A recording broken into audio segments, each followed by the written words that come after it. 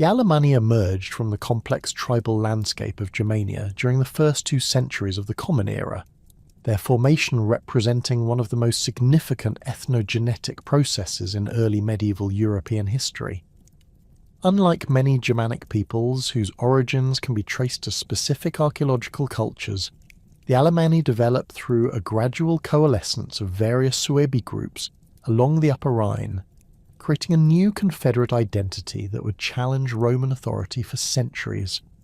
Archaeological investigations throughout the Black Forest region, the Rhine Valley, and extending toward Lake Constance have revealed a distinctive material culture that marks the transition from earlier Suebi settlements to recognisably Proto-Alemannic communities. Excavations at sites such as Remseck, am Neckar and Kongen have uncovered settlement patterns dating to the late 1st century AD that demonstrate significant changes in both domestic architecture and burial practices. The longhouses characteristic of earlier Germanic settlements gave way to smaller, more rectangular structures with stone foundations, suggesting increased sedentarization and agricultural intensification. These architectural modifications coincided with the appearance of distinctive pottery styles, featuring geometric patterns and rim decorations that would become hallmarks of Alemannic material culture. The cemetery evidence provides particularly compelling insights into the social transformations occurring during this formative period. At Pleidelsheim and other Upper Rhine burial sites, archaeologists have documented a shift from the cremation practices typical of earlier Suebi groups to inhumation burials accompanied by increasingly elaborate grave goods. Male burials from the late 1st and early 2nd centuries contain iron spearheads with distinctive socket construction, shield bosses with raised central spikes, and single-edged seaxes that demonstrate both local metalworking traditions and influences from Roman military equipment. Female graves reveal bronze fibulae with distinctive bow shapes and glass beads that indicate participation in long-distance trade networks extending from the Baltic to the Mediterranean. The emergence of the Alemanni from existing Suebi confederations represents a process of tribal fission and reaggregation that Roman sources struggled to comprehend. Tacitus, writing in the early 2nd century, provides the earliest detailed accounts of Germanic peoples in this region, though his descriptions focus primarily on the broader Suebi confederation rather than the specific groups that would coalesce into the Alemannic identity. In his Germania, Tacitus describes the Suebi as the most extensive and warlike nation of the Germans, occupying territories that stretched from the Rhine eastward beyond the Elbe. His account emphasizes their distinctive hairstyle, the Suebi knot, and their practice of shifting agricultural settlements, characteristics that would persist among Alemannic groups well into the 3rd century. Tacitus's description of Suebi's social organization provides crucial insights into the structures from which Alemannic society would develop. He notes their division into distinct cantons that took turns providing warriors for military campaigns, while others remained behind to tend crops and livestock. This rotational system of military service would become a defining characteristic of Alemannic warfare, allowing them to maintain sustained pressure on Roman frontiers while preserving their agricultural base. The historian also describes their reverence for war leaders, chosen for their courage rather than hereditary status, a practice that would evolve into the complex kingship patterns observed among later Alemannic groups. The first direct Roman encounters with groups that can be identified as Proto-Alemannic occurred during the campaigns of Domitian along the Rhine frontier in the 80s and 90s AD. Military diplomas and inscriptions from auxiliary units stationed at Strasbourg and Mainz reference conflicts with Suevi trans Rhinum, Suebi beyond the Rhine, whose tactics and settlement patterns differed markedly from those of established Germanic peoples like the Cherusci or Chatti. These early confrontations revealed Germanic warriors employing hit-and-run tactics from fortified settlements in the Black Forest, using their knowledge of local terrain to avoid direct engagement with Roman legions while raiding exposed farmsteads and supply convoys. Roman military reports from this period describe Alemannic warriors as typically armed with wooden shields reinforced with iron bosses, long spears with leaf-shaped iron points, and single-edged swords that could serve both as weapons and agricultural tools. Their appearance struck Roman observers as particularly fierce, with many warriors bearing ritual scarification on their faces and arms, and hair arranged in the traditional Subi knot that Tacitus had described. War bands typically numbered between 30 and 50 men, led by elected chiefs whose authority derived from their success in battle rather than hereditary claims. The social organisation of these early Alemannic groups reflected their origins in the broader Suebi confederation, while developing distinctive characteristics that would define their later political structures. Archaeological evidence suggests that Proto-Alemannic society was organised around extended family groups occupying fortified farmsteads scattered throughout the forested uplands. These settlements typically consisting of a main hall surrounded by smaller outbuildings for livestock and storage, house between 20 and 40 individuals representing multiple generations of related families. The warrior bands that formed the core of Alemannic military organisation drew members from these extended family groups, creating networks of kinship and loyalty that extended across considerable distances. Young men typically joined warbands in their teens, serving under experienced leaders who provided weapons, training, and opportunities for acquiring wealth through raiding. Success in warfare could lead to elevation within the band's hierarchy, with the most accomplished warriors eventually establishing their own followings and founding new settlements in conquered territories. Agricultural communities formed the economic foundation of early Alemannic society, practicing a mixed farming system that combined crop cultivation with animal husbandry. Archaeological remains from settlement sites indicate that they grew barley, wheat, and rye, while maintaining herds of cattle, pigs, and sheep. The forest environment of their homeland provided additional resources through hunting, gathering, and the exploitation of iron bog ore deposits that supplied their metalworking industries. Evidence from sites like Lauchheim suggests that Alemannic smiths had developed sophisticated techniques for producing high-quality iron tools and weapons, creating a technological advantage that enhanced their military effectiveness. The emergence of early kingship patterns among Alemannic groups represents one of the most significant developments of this formative period. Unlike the hereditary monarchies that characterized some Germanic peoples, Alemannic leadership initially developed through a complex process of election and acclamation that combined elements of traditional Germanic practices with adaptations to local conditions. War leaders who demonstrated exceptional success in battle and the ability to distribute wealth to their followers could gradually accumulate the prestige necessary to claim royal status. These early kings exercised authority primarily through their personal charisma and their ability to maintain the loyalty of warrior bands through successful raiding and equitable distribution of spoils.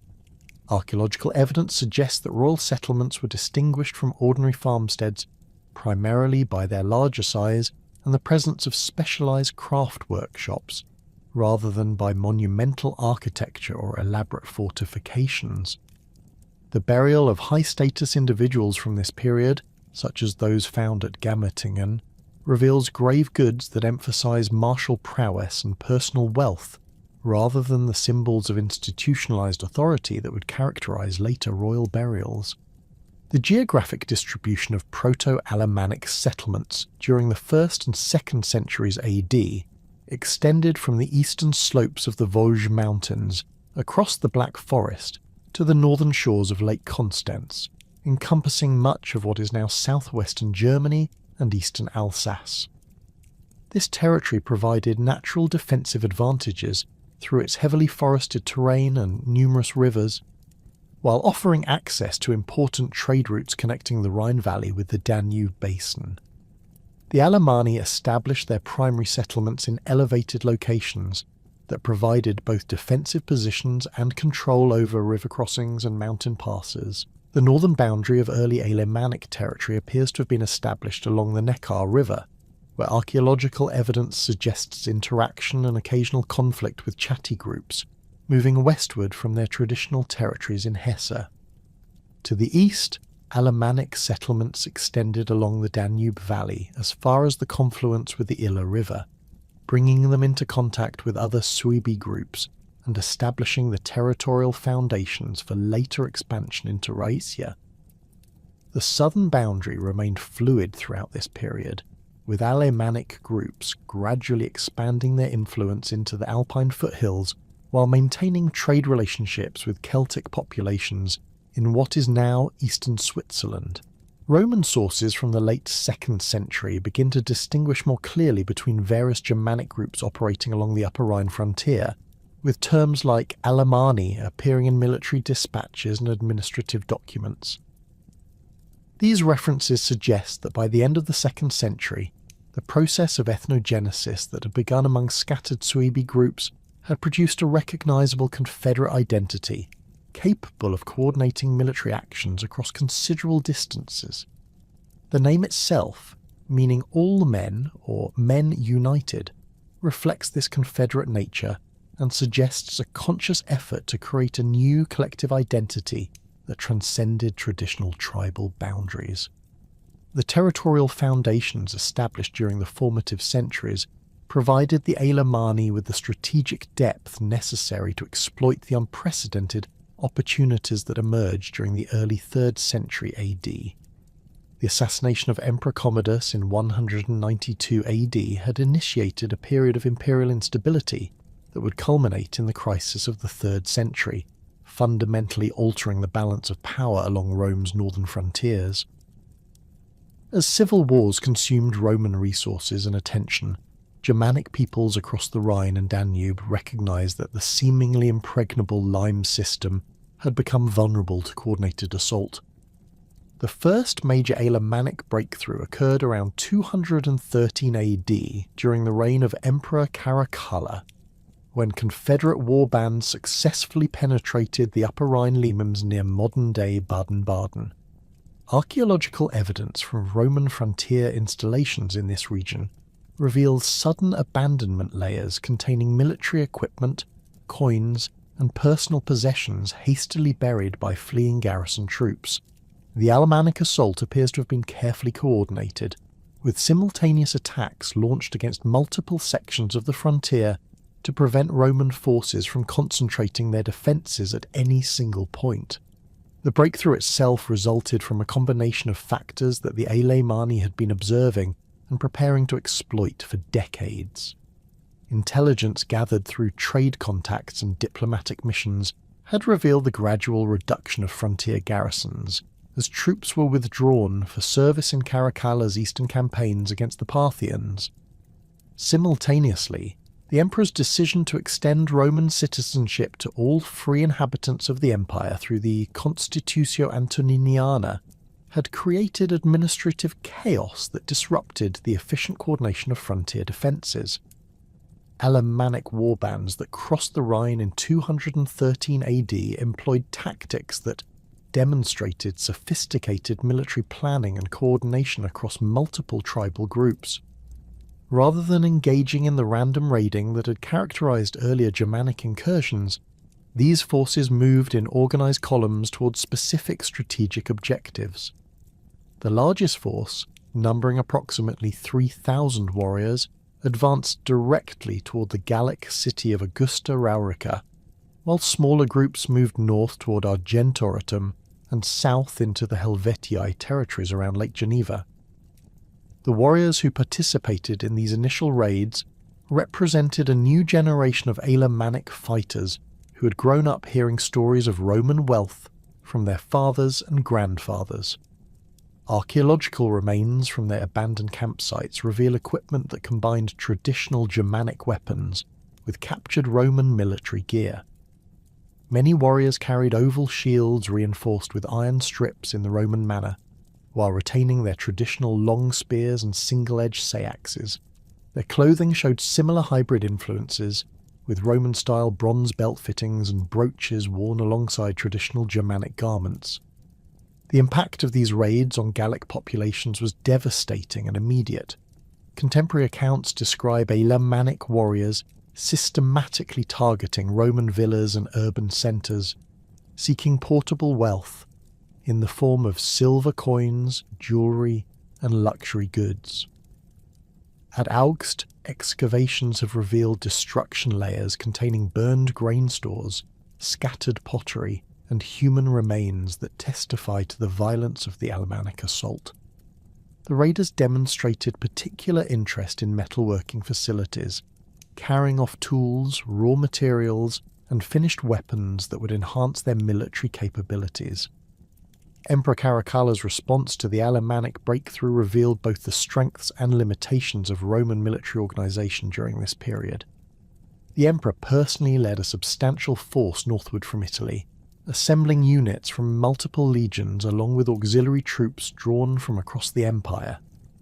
The Roman army that confronted the Alemanni in 213 AD included detachments from the 22nd Primigenia Legion stationed at Mainz, cohorts of Batavian auxiliaries and Syrian archer units that had been serving in the eastern campaigns.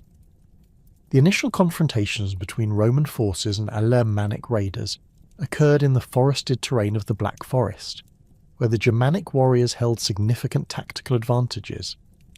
Roman sources describe bitter fighting in dense woodlands, where traditional legionary formations proved ineffective against enemy forces that appeared and disappeared like shadows among the trees.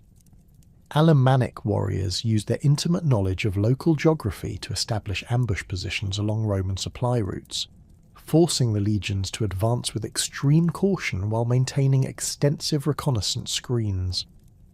Caracalla's campaign against the Alemanni demonstrated the emperor's personal courage, but also revealed his tactical limitations as a military commander. Roman historians describe him leading cavalry charges against Alemannic positions with reckless abandon, earning the admiration of his troops while exposing himself to unnecessary danger. During one engagement near the Rhine, the emperor reportedly killed an Alemannic chieftain in single combat, though the reliability of such accounts remains questionable given their obvious propaganda value. The conclusion of Caracalla's campaign came through negotiation rather than decisive military victory. Faced with the prospect of extended warfare in difficult terrain, while urgent matters demanded his attention elsewhere, the emperor agreed to substantial payments to Alemannic leaders in exchange for their withdrawal from Roman territory. These payments, described in contemporary sources as tribute disguised as diplomatic gifts, established a precedent that would complicate Roman-Alemannic relations for decades to come. The success of the 213 AD raids transformed Alemannic society by demonstrating the vulnerability of Roman defences and the wealth available beyond the Rhine. Young warriors who had participated in the raids returned to their settlements with Roman coins, weapons, and luxury goods that elevated their status within their communities. Archaeological evidence from Alemannic burial sites dating to the period immediately following these raids shows a marked increase in the quantity and quality of grave goods, particularly Roman imports and locally produced items copying Roman styles. The distribution of raid spoils also accelerated the development of social hierarchies within Alemannic society. War leaders who had successfully organised and led raiding expeditions used their share of the booty to attract larger followings and establish more permanent positions of authority. Excavations at sites like Pleidelsheim have revealed elite burials from this period containing Roman silver vessels, bronze cauldrons, and glass drinking vessels that suggest the emergence of a warrior aristocracy with increasingly sophisticated material culture. The period between 213 AD and the major campaigns of the 230s witnessed intensified Alemannic pressure along the entire length of the Upper Rhine frontier. Rather than launching massive coordinated assaults, Alemannic groups adopted a strategy of continuous low-level raiding that gradually wore down Roman defensive capabilities.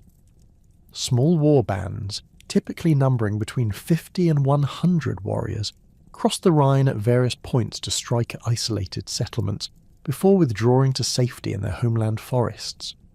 These sustained raids had cumulative effects that proved more damaging to Roman frontier security than any single major battle. Gallic farmers abandoned their fields and retreated to fortified towns, disrupting agricultural production and reducing tax revenues. Roman military engineers were forced to construct new defensive works at enormous expense, while garrison troops found themselves constantly on alert against attacks that could come from any direction at any time. The Alemannic raiders who conducted these operations represented a new type of Germanic warrior, more mobile and better equipped than their predecessors. Archaeological evidence suggests that many had acquired horses, either through trade or capture, allowing them to strike deep into Gallic territory before Roman forces could respond. Their weapons showed continuing evolution, with longer swords appearing alongside traditional spears and seaxes, while their shields grew larger and more heavily reinforced to withstand Roman javelin attacks. Emperor Alexander Severus attempted to address the deteriorating frontier situation through a combination of military action and diplomatic initiatives. His campaigns in the 230s involved larger forces than Caracalla had employed, including substantial cavalry contingents and siege equipment designed to attack Alemannic fortifications in the Black Forest. The emperor also attempted to exploit divisions within the Alemannic confederation by offering favourable treaties to individual tribal leaders willing to break with their confederates. The Roman strategy during Alexander Severus's campaigns focused on establishing permanent bases within Alemannic territory from which legionary forces could launch sustained operations against enemy settlements. Engineers constructed fortified camps at strategic locations along major river valleys, using these positions to support extended patrolling and to provide secure bases for supply operations. These installations, built according to standard Roman military engineering principles, featured double ditches, wooden palisades, and internal buildings arranged in the familiar grid pattern of Roman military architecture. Alemannic responses to the Roman invasion of their homeland revealed the sophisticated defensive capabilities they had developed over decades of warfare. Rather than defending fixed positions against superior Roman forces, they adopted a strategy of elastic defence that drew the legions deeper into hostile territory while subjecting them to constant harassment. Alemannic warriors used fire as a weapon, burning forests and grasslands to deny the Romans forage for their horses and livestock, while poisoning wells and destroying food stores to complicate enemy supply operations. The battles that occurred during Alexander Severus's campaigns were characterized by their intensity and the innovative tactics employed by both sides.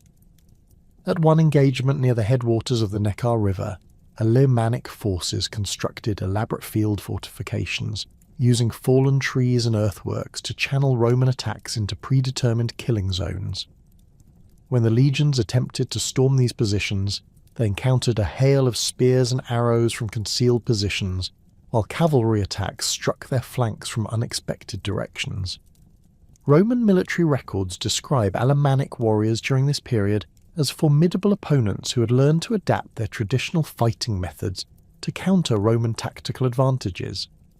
Many had acquired mail shirts and helmets, either captured from Roman forces or manufactured by their own smiths copying Roman designs. Their spears featured longer iron points designed to penetrate Roman armour, while their shields incorporated metal reinforcement that could withstand repeated sword blows. The assassination of Alexander Severus in 235 AD marked the beginning of the crisis of the 3rd century, a 50-year period of political instability that would provide the Alemanni with unprecedented opportunities for expansion. The rapid succession of emperors, many of whom ruled for only a few months before being murdered by their own troops, created a power vacuum along the northern frontiers that Germanic peoples were quick to exploit.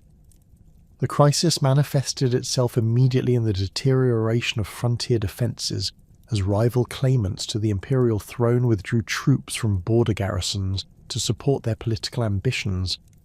Archaeological evidence from Rhine frontier installations shows abandonment layers dating to the late 230s and early 240s, indicating the systematic evacuation of positions that had been maintained for over a century. Military equipment found at these sites suggests that the withdrawals were conducted hastily, with valuable weapons and supplies left behind for lack of transport capacity.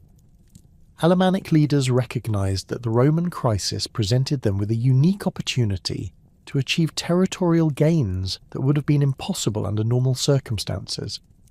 The Confederation's response was swift and coordinated, with multiple tribal groups launching simultaneous attacks across a front extending from the Vosges Mountains to Lake Constance.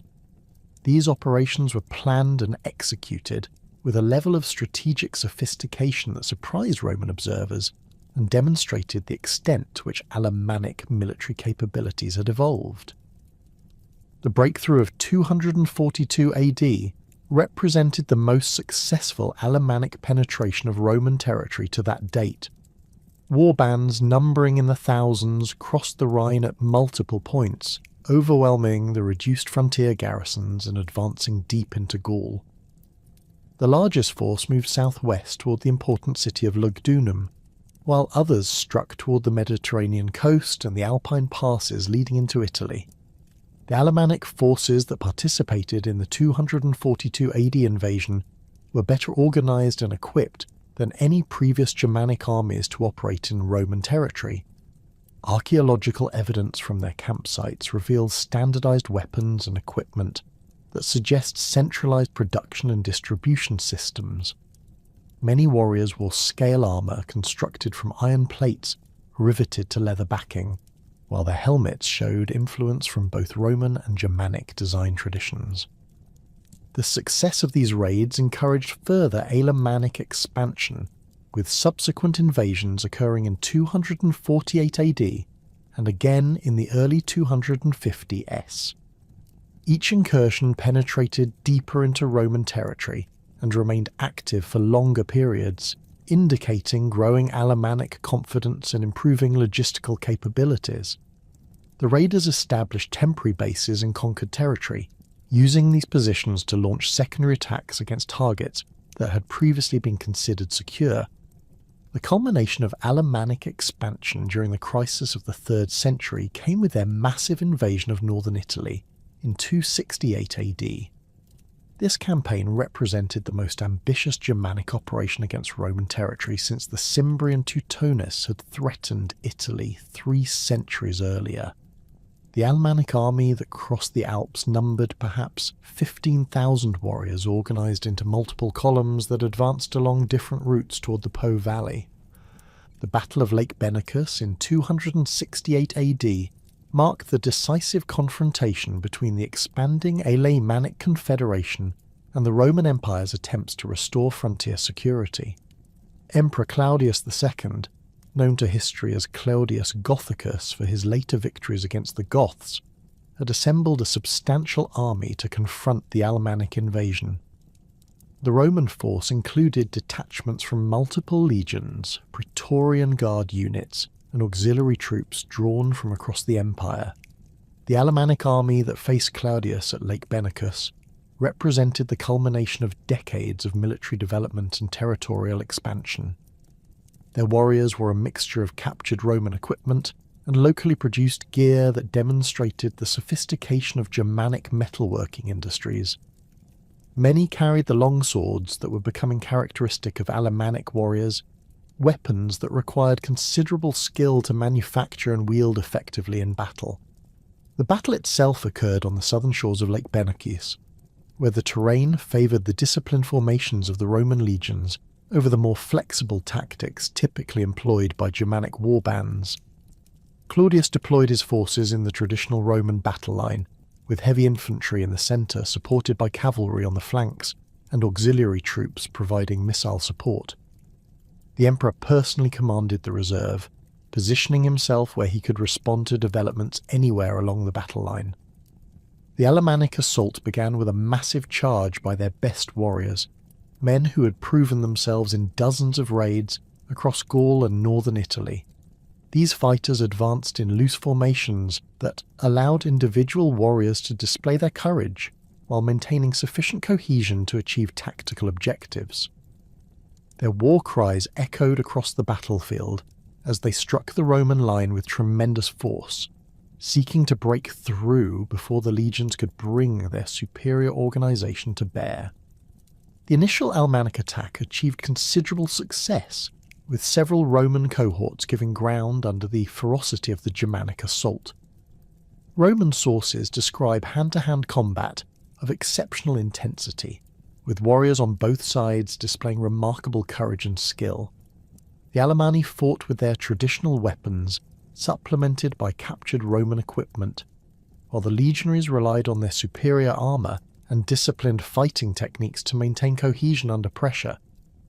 The turning point of the battle came when Claudius committed his cavalry reserves in a flanking manoeuvre that struck the Alemannic forces while they were fully engaged with the Roman infantry.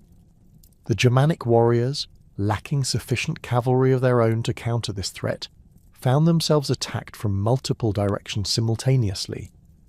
Their loose formations, which had served them well in forest warfare, proved vulnerable to coordinated attacks by disciplined Roman units operating in open terrain. The defeat at Lake Benakis was catastrophic for the Alemannic confederation. With thousands of warriors killed and many more captured for sale into slavery, the survivors fled northward in disorder, abandoning their equipment and supplies in their haste to escape Roman pursuit. Archaeological evidence from the battlefield area has revealed scattered weapons, personal ornaments, and coins that testify to the completeness of the Alemannic defeat. The devastating defeat at Lake Benakis forced the Alemannic Confederation to undergo fundamental restructuring during the final decades of the 3rd century. The loss of thousands of experienced warriors and established war leaders created a power vacuum that ambitious chieftains moved quickly to fill. Rather than fragmenting into competing tribal groups as Roman observers had hoped, the Alemanni emerged from this crisis with more centralized political structures and stronger leadership capable of coordinating military operations across their entire territory. The emergence of Crocus as a dominant figure in early 4th century Alemannic politics marked a decisive shift toward monarchical authority within the Confederation. Archaeological evidence from elite burial sites dating to this period reveals the concentration of wealth and prestige goods in fewer hands, suggesting the consolidation of power under individual rulers rather than the collective leadership structures that had characterized earlier Alemannic society. Crocus established his authority through a combination of military success, strategic marriage alliances, and the redistribution of wealth acquired through renewed raiding operations. Crocus's rise to prominence coincided with the Roman Empire's gradual recovery from the crisis of the 3rd century under the tetrarchy established by Diocletian. The new imperial system divided administrative and military responsibilities among multiple rulers, creating more efficient frontier defence, while simultaneously presenting the Alemanni with new opportunities to exploit divisions between competing Roman authorities. Crocus demonstrated remarkable political acumen in navigating these complex relationships, alternately negotiating with different imperial claimants while preparing for renewed military campaigns. The political structures that emerged under Crocus's leadership represented a synthesis of traditional Germanic practices with organizational methods learned from decades of contact with Roman administration. Alemannic kings began maintaining permanent retinues of professional warriors, supported by tribute payments from subordinate communities, creating standing military forces that could respond rapidly to threats or opportunities. These royal war bands typically numbered between 200 and 300 men, equipped with standardized weapons and armour that reflected both Germanic craftsmanship and Roman influences. The territorial organisation of Crocus's kingdom extended across the traditional Alemannic homeland, while incorporating new settlements established in conquered Roman territories. Administrative centres developed at strategic locations along major river valleys, where royal officials collected tribute, supervised military recruitment, and coordinated trade activities. Archaeological excavations at sites like Gross-Gerau have revealed substantial hall complexes dating to this period, featuring large timber buildings surrounded by workshops, storage facilities, and residential quarters for royal retainers. The military reforms implemented under Crocus transformed Alemannic warfare from the opportunistic raiding that had characterized earlier periods into systematic campaigns designed to achieve specific territorial and political objectives. The king established a hierarchical command structure that placed experienced war leaders in charge of regional forces while maintaining personal control over elite units drawn from across the confederation. These professional warriors received regular training in formation fighting, siege warfare, and cavalry tactics that enhanced their effectiveness against Roman opponents. Weapons technology advanced significantly during this period of consolidation, with Alemannic smiths producing increasingly sophisticated equipment for their expanding armies. Archaeological finds from weapon deposits at Illerupadal and other sites reveal long swords with pattern-welded blades that combined strength with flexibility, while spear points grew longer and more elaborately decorated to reflect their bearer's status. Shield construction incorporated iron reinforcement strips arranged in geometric patterns that provided both protection and visual impact on the battlefield. The economic foundation supporting these military developments rested on systematic exploitation of territories conquered during earlier raids combined with intensified agricultural production in the Alemannic homeland. Roman prisoners taken during military campaigns provided skilled labour for construction projects, metalworking and agricultural improvements, while tribute payments from subordinate communities supplied the resources necessary to maintain professional military forces. Trade networks established with other Germanic peoples brought amber from the Baltic, furs from Scandinavia, and precious metals from Bohemia. Agricultural innovations introduced during the early 4th century increased food production sufficiently to support larger populations and more specialized military forces. Archaeological evidence from settlement sites reveals the adoption of heavy ploughs capable of working the dense soils of river valleys, while new crops including oats and improved varieties of wheat enhanced nutritional diversity. Livestock breeding focused on developing larger horses suitable for cavalry warfare, with skeletal remains from this period showing animals significantly larger than their predecessors. The consolidation of Alemannic power under centralized leadership inevitably brought them into renewed conflict with Roman authorities seeking to restore imperial control over frontier territories. Emperor Constantine's decision to establish a new capital at Constantinople had reduced imperial attention to western frontiers, creating opportunities that Alemannic leaders were quick to exploit. Crocus launched his first major campaign against Roman territory around 306 AD, coordinating attacks across multiple sections of the Rhine frontier, while Roman forces were distracted by civil wars following Diocletian's abdication. The Alemannic forces that crossed the Rhine in 306 AD demonstrated the effectiveness of the military reforms implemented during the previous decades. Rather than the loose war bands that had characterized earlier raids, these armies moved in organized columns with standardized equipment and coordinated tactical objectives. The largest force, numbering approximately 8,000 warriors, advanced toward Trier while smaller contingents struck at Metz and Reims to prevent Roman forces from concentrating against the main attack. The siege of Trier revealed the extent to which Alemannic military capabilities had evolved since their defeat at Lake Benakis.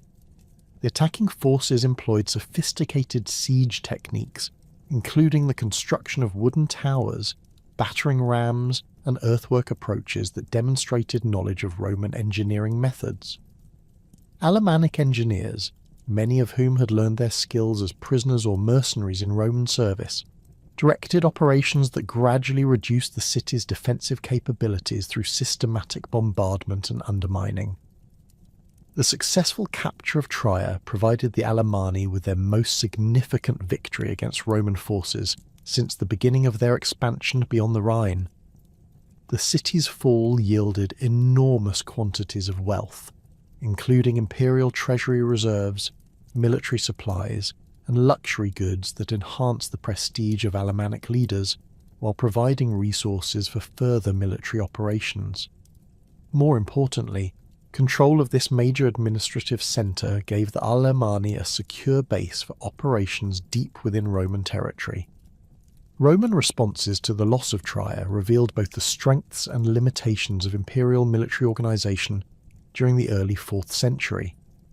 Constantine dispatched substantial forces under the command of his son Crispus, including units of the newly reorganised legions along with auxiliary troops drawn from across the Western Empire. The Roman army that advanced against the Alemannic positions around Trier included heavy cavalry cataphracts, Germanic federates fighting as Roman allies, and siege equipment designed to reduce fortified positions. The campaign that followed demonstrated the tactical sophistication that both sides had developed through decades of warfare along the Rhine frontier. Alemannic forces avoided direct confrontation with the main Roman army while launching coordinated attacks against supply lines, isolated detachments, and civilian populations supporting the imperial war effort. Their mobility advantage allowed them to strike at vulnerable targets while withdrawing to prepared positions before Roman forces could respond effectively. The eventual Roman recapture of Trier came through negotiation rather than decisive military victory, with Constantine agreeing to substantial territorial concessions in exchange for Alemannic withdrawal from the city. These agreements, formalised in treaties that recognised Alemannic control over extensive territories east of the Rhine, marked a fundamental shift in the balance of power along the northern frontier. The empire had effectively acknowledged the legitimacy of Alemannic territorial claims while accepting limitations on its own authority in regions that had been under Roman control for centuries. The period following the Trier campaign witnessed intensive Alemannic efforts to consolidate control over their expanded territories while preparing for renewed conflicts with Roman forces. Crocus established administrative centres at strategic locations throughout the conquered regions, appointing trusted lieutenants to oversee tribute collection, military recruitment, and the integration of Roman populations under Alemannic authority. These officials, drawn primarily from the royal retinue, combined traditional Germanic leadership practices with administrative techniques learned from Roman provincial government. The integration of Roman populations under Alemannic rule created complex cultural dynamics that would influence both societies for generations. Roman landowners who submitted to Alemannic authority were generally allowed to retain their properties in exchange for tribute payments and military service, while skilled craftsmen and administrators found employment in the expanding Alemannic governmental apparatus. Archaeological evidence from this period reveals the emergence of hybrid material cultures that combined Germanic and Roman elements in distinctive new forms. The death of Crocus around 310 AD initiated a succession crisis that tested the stability of the consolidated Alemannic kingdom. Multiple claimants emerged from among his sons and prominent war leaders, each supported by different factions within the confederation. The resulting civil conflict weakened Alemannic military capabilities while providing Roman authorities with opportunities to exploit internal divisions through diplomatic intervention and military pressure. The resolution of the succession crisis through the emergence of a new generation of Alemannic leaders established the political foundations for the Confederation's most ambitious territorial expansion. These rulers, who had grown up during the period of consolidation under Crocus, possessed both traditional Germanic warrior values and sophisticated understanding of Roman political and military organisation. Their leadership would guide the Alemanni through the decisive confrontations of the mid-4th century that would determine the future balance of power along the Rhine frontier. The military forces that these new leaders inherited represented the culmination of decades of organisational development and technological advancement. Professional warrior bands equipped with standardised weapons and armour formed the core of Alemannic armies, supported by larger numbers of tribal levies drawn from farming communities throughout the Confederation.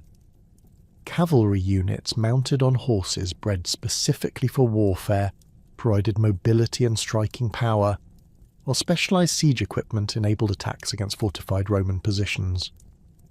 The territorial extent of Alemannic control by the 330 SAD encompassed not only their traditional homeland in the Black Forest and Upper Rhine Valley, but also substantial portions of former Roman territory in Alsace and the Palatinate. This expanded realm supported a population estimated at over 200,000 people, making the Alemannic Confederation one of the largest and most powerful Germanic political entities of the early 4th century. The economic resources generated by this territory provided the foundation for military forces capable of challenging Roman authority throughout the Western Empire. The approach of the mid-4th century found both the Alemanni and the Roman Empire preparing for renewed confrontation that would determine the future of the Rhine frontier. The Alemannic Confederation had emerged from its early tribal origins to become a centralised kingdom capable of coordinating complex military operations across vast territories. Roman authorities, meanwhile, had reorganised their military forces and administrative structures to meet the challenge posed by increasingly sophisticated Germanic opponents. The stage was set for the decisive battles that would reshape the political geography of Western Europe and establish new relationships between Germanic peoples and the Roman Empire. The military reforms, territorial consolidation, and political centralisation achieved during the early 4th century had transformed the Alemanni from opportunistic raiders into a formidable adversary capable of challenging Roman power on equal terms. The confrontations that followed would test the effectiveness of these developments while determining the ultimate fate of both civilizations along the contested Rhine frontier. The sophisticated military apparatus and territorial consolidation achieved by the Alemannic Confederation during the 4th century would face its greatest challenge from an unexpected direction. While Roman imperial forces had remained the primary adversary for over 2 centuries, the emergence of Frankish power in northern Gaul introduced a new dynamic that would fundamentally alter the balance of Germanic politics along the Rhine frontier. The Franks, unlike other Germanic peoples who had migrated into Roman territory as federates or conquerors, had established themselves as legitimate successors to Roman authority in Gaul, combining Germanic military effectiveness with Roman administrative structures and Christian religious legitimacy. The initial Frankish expansion under Childeric I during the mid-5th century had focused primarily on consolidating control over territories between the Seine and Rhine rivers, bringing Frankish forces into direct contact with Alemannic settlements along the eastern banks of the Rhine. Archaeological evidence from frontier sites dating to this period reveals increasing militarization of Alemannic settlements, with defensive earthworks and weapon caches appearing at locations that had previously been unfortified agricultural communities. The Alemanni clearly recognized the threat posed by Frankish expansion and began preparing for conflicts that would determine control over the lucrative trade routes connecting the Mediterranean with northern Europe. The accession of Clovis I to Frankish leadership around 481 AD marked the beginning of systematic campaigns designed to extend Frankish authority over all Germanic peoples west of the Rhine. Clovis possessed advantages that previous Frankish rulers had lacked, including substantial military forces drawn from multiple tribal groups, diplomatic recognition from the Roman Empire's Eastern Emperor, and increasingly important support from Christian bishops who viewed him as a potential defender of Orthodox Christianity against Arian Germanic kingdoms. His early campaigns against the Alemanni demonstrated strategic planning that combined traditional Germanic warfare with sophisticated understanding of political and religious dynamics throughout Gaul. The Alemannic Confederation that faced Clovis's expansion had undergone significant internal changes since the death of its last great king during the early 5th century. Political authority had become increasingly fragmented among regional leaders who controlled distinct territories within the broader confederation, each maintaining independent military forces and conducting separate diplomatic relationships with neighbouring powers. This decentralisation reflected both the practical challenges of governing expanded territories and the persistence of traditional Germanic political structures that emphasised local autonomy over centralised control. The most powerful of these regional leaders controlled territories along the Upper Rhine Valley, where access to trade routes and agricultural resources provided the economic foundation for substantial military forces. Archaeological excavations at sites like Mannheim have revealed elite residential complexes dating to the late 5th century that demonstrate the wealth and sophistication of these Alemannic rulers. The main halls featured stone foundations supporting timber superstructures decorated with carved ornaments, while surrounding buildings housed specialised craftsmen, administrative officials, and permanent military retinues. The military forces available to these Alemannic leaders reflected decades of tactical development and technological advancement. Professional warrior bands formed the core of their armies, equipped with pattern-welded swords that demonstrated the sophisticated metallurgical skills of Germanic smiths. These weapons, typically measuring between 70 and 80 centimetres in length, featured complex steel construction that provided both flexibility and cutting power superior to earlier iron weapons. The warriors who carried them wore mail shirts constructed from thousands of interlocked iron rings, providing protection against both cutting and thrusting attacks while maintaining sufficient flexibility for mounted combat. Cavalry had become increasingly important in Alemannic military organisation, with mounted warriors serving both as shock troops in battle and as mobile forces for reconnaissance and raiding operations. The horses employed by these units were substantially larger than their predecessors, with skeletal remains from burial sites indicating animals standing over 14 hands high and capable of carrying fully armed warriors in sustained combat. The development of improved saddles with wooden frameworks and metal reinforcement provided riders with greater stability while wielding long spears or swords from horseback. The initial confrontations between Frankish and Alemannic forces occurred along the Middle Rhine Valley, where territorial boundaries had remained fluid since the collapse of effective Roman frontier control. Clovis's strategy involved systematic reduction of Alemannic strongholds through coordinated siege operations supported by naval forces operating on the Rhine itself. The Franks had inherited substantial expertise in siege warfare from their service as Roman federates, including knowledge of engineering techniques for constructing siege equipment and reducing fortified positions. The Alemannic response to Frankish expansion revealed both the strengths and limitations of their decentralised political system. Individual regional leaders could mobilise substantial forces for local defence, but coordination between different Alemannic territories proved difficult when facing enemies capable of concentrating superior numbers at decisive points. The Confederation's traditional reliance on defensive strategies that utilise forest terrain and fortified settlements proved less effective against Frankish forces equipped with siege equipment and supported by substantial logistics capabilities. The escalating conflict reached its decisive phase during the campaign that culminated in the Battle of Tolbiac, fought sometime between 496 and 506 AD according to various historical sources.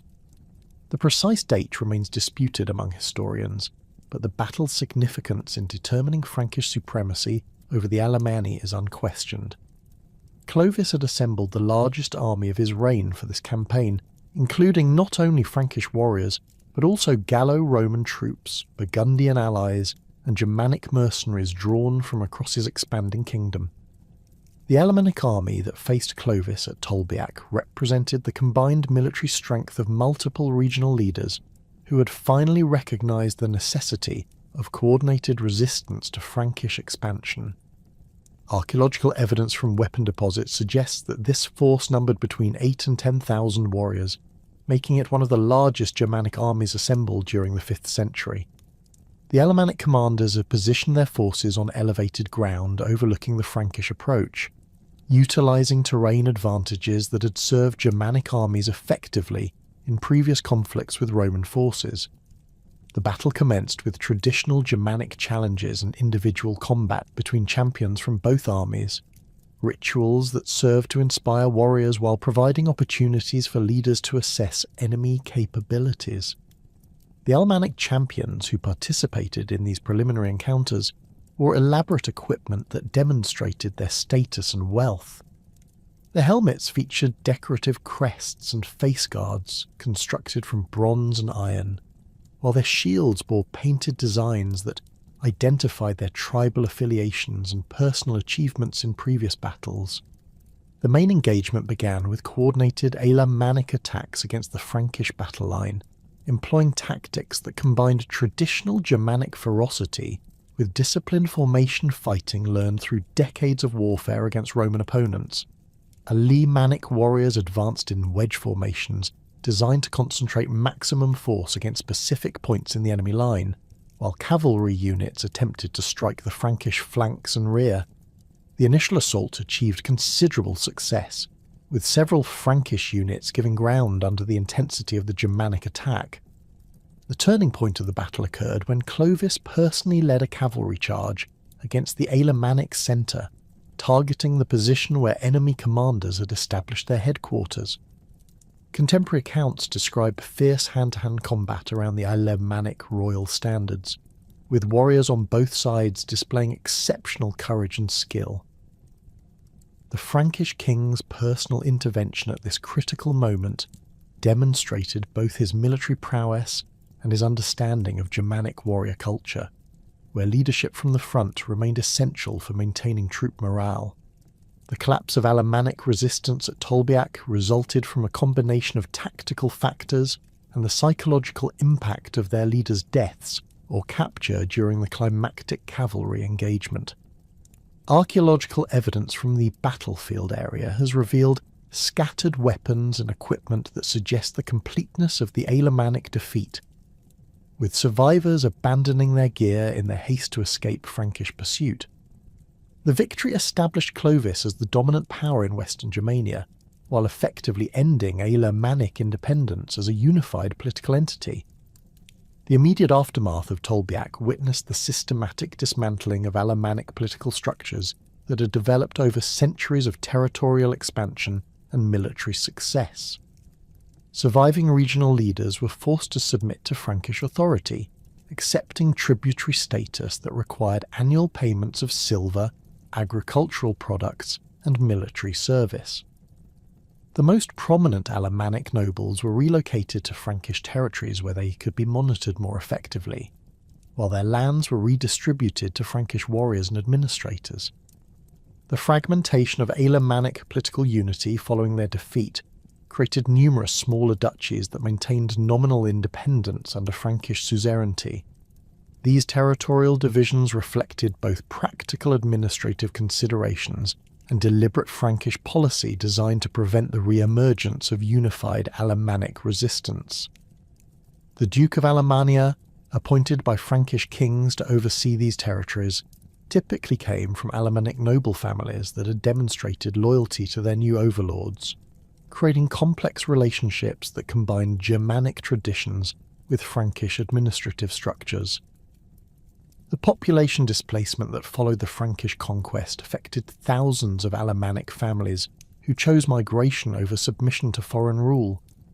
Archaeological evidence from settlement sites throughout eastern Gaul and the Alpine regions reveals the establishment of new Alemannic communities during the early 6th century, identifiable through their distinctive pottery styles, burial practices, and architectural techniques. These migrant communities maintained their cultural identity while adapting to local conditions and establishing relationships with existing populations. The largest of these population movements occurred in the direction of the Alpine foothills and the upper Danube Valley, where Alemannic groups established settlements that would become the foundation for later territorial expansion. The migrants who participated in these movements included not only displaced warriors and their families, but also craftsmen, farmers, and religious leaders who carried Alemannic cultural traditions to their new homes. Archaeological excavations at sites like Bregenz have revealed material culture that demonstrates continuity with pre-conquest Alemannic traditions, while showing adaptation to local environmental conditions. The establishment of Alemannic communities in new regions created complex interactions with existing populations that had significant long-term consequences for the cultural development of Central Europe. In many areas, Alemannic settlers found themselves in contact with Romanized Celtic populations, Byzantine administrative officials, and other Germanic groups that had migrated during the previous centuries. These interactions produced hybrid cultural forms that combined elements from multiple traditions while maintaining distinct characteristics that preserved Alemannic identity. The adaptation to Frankish administrative systems required fundamental changes in traditional Alemannic political and legal structures. The confederation's customary law, which had developed through centuries of Germanic legal tradition, was gradually modified to accommodate Frankish legal principles while preserving essential elements of Alemannic jurisprudence. Written legal codes began appearing during the 6th century, documenting customary practices that had previously been maintained through oral tradition, while incorporating new provisions that reflected changed political circumstances. The legal status of Alemannic nobles under Frankish rule created particularly complex situations that required careful negotiation between competing legal traditions. Former Alemannic kings and war leaders who accepted tributary status retained authority over their immediate followers, while acknowledging Frankish supremacy in matters of external relations and military service. These arrangements, formalized through written treaties and ceremonial submissions, established precedents for feudal relationships that would characterize medieval European political organization. The economic consequences of Frankish conquest fundamentally altered traditional Alemannic social structures and commercial relationships. The tribute obligations imposed on Alemannic territories required systematic exploitation of agricultural and mineral resources under Frankish supervision, while trade networks that had connected Alemannic communities with markets throughout Central Europe were redirected to serve Frankish commercial interests. Archaeological evidence from this period reveals changes in craft production and settlement patterns that reflect these new economic relationships. The religious dimensions of Frankish conquest added additional complexity to the cultural transformation of Alemannic society. Clovis's conversion to Catholic Christianity had provided him with powerful allies among Gallo-Roman bishops and had legitimized his authority in the eyes of Christian populations throughout his kingdom. The extension of Christian influence into traditionally pagan Alemannic territories required careful management of religious transition, while respecting local customs and beliefs that remained important to community identity. The missionary activities that accompanied Frankish expansion into Alemannic territories employed strategies that combined religious instruction with practical benefits for converts. Christian churches established in former Alemannic strongholds served not only as centres for religious worship, but also as administrative headquarters, legal courts, and educational institutions that provided services previously unavailable in these regions. The bishops and priests who staffed these institutions often came from Alemannic noble families that had converted to Christianity, creating cultural bridges that facilitated religious and political integration. The transformation of Alemannic territories into the Duchy of Alemannia represented one of the most complex administrative challenges faced by the expanding Frankish kingdom. Unlike conquered Roman provinces with established governmental structures or other Germanic territories that had maintained unified leadership, the fragmented Alemannic lands required entirely new institutional frameworks that could accommodate both Frankish administrative needs and local political traditions. The solution developed by Frankish administrators combined direct royal appointment of ducal authority with recognition of existing Alemannic noble hierarchies, creating a dual system of governance that would influence medieval European political development for centuries. The first appointed Duke of Alemannia, Luthari, assumed his position around 520 AD during the reign of Clovis's sons, who had divided the Frankish kingdom among themselves following their father's death. Leuthari's appointment reflected careful Frankish consideration of local political dynamics, as he descended from prominent Alemannic nobility that had demonstrated loyalty during the post-Tolbiac settlement period. His ducal residence was established at Augsburg, a strategic location that provided access to both Alpine trade routes and the upper Danube Valley while maintaining sufficient distance from potential Bavarian or Ostrogothic interference. The administrative structure that emerged under Leuthari's leadership represented a synthesis of Frankish governmental practices with adapted Alemannic traditional institutions. The Duke maintained a permanent court staffed by both Frankish appointees and Alemannic nobles, who had retained their local authority through submission to the new regime. These officials, known as comites or counts, exercised delegated ducal authority over specific territories while remaining accountable to both the Duke and the Frankish king. The system created multiple levels of administrative hierarchy that could accommodate the complex territorial divisions inherited from the pre-conquest confederation. The ducal court at Augsburg developed into a sophisticated centre of political and cultural activity that attracted nobles, craftsmen and religious figures from throughout the former Alemannic territories. Archaeological excavations in the city have revealed substantial building projects dating to the early 6th century, including a large hall complex constructed according to Germanic architectural traditions but incorporating Roman engineering techniques. The main hall measured over 40 metres in length and featured stone foundations supporting timber walls decorated with carved panels depicting hunting scenes and geometric patterns characteristic of Alemannic artistic traditions. The military obligations that accompanied ducal authority required careful balancing of Frankish strategic needs with Alemannic military traditions and capabilities. The Duke of Alemannia was responsible for providing specified numbers of warriors for royal campaigns while maintaining sufficient forces for local defence and internal security.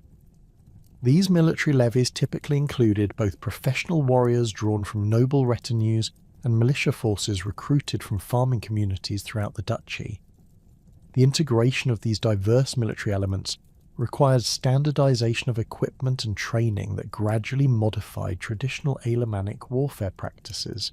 The development of the Lex Alemannorum during the late 6th and early 7th centuries represented the most significant legal achievement of the early ducal period. This comprehensive legal code emerged from systematic efforts to document and codify Alemannic customary law while incorporating Frankish legal principles and Christian moral teachings. The process of compilation involved extensive consultation with traditional legal experts, Alemannic nobles, Frankish administrators, and Christian clergy, creating a legal framework that addressed the complex jurisdictional issues arising from the merger of different legal traditions.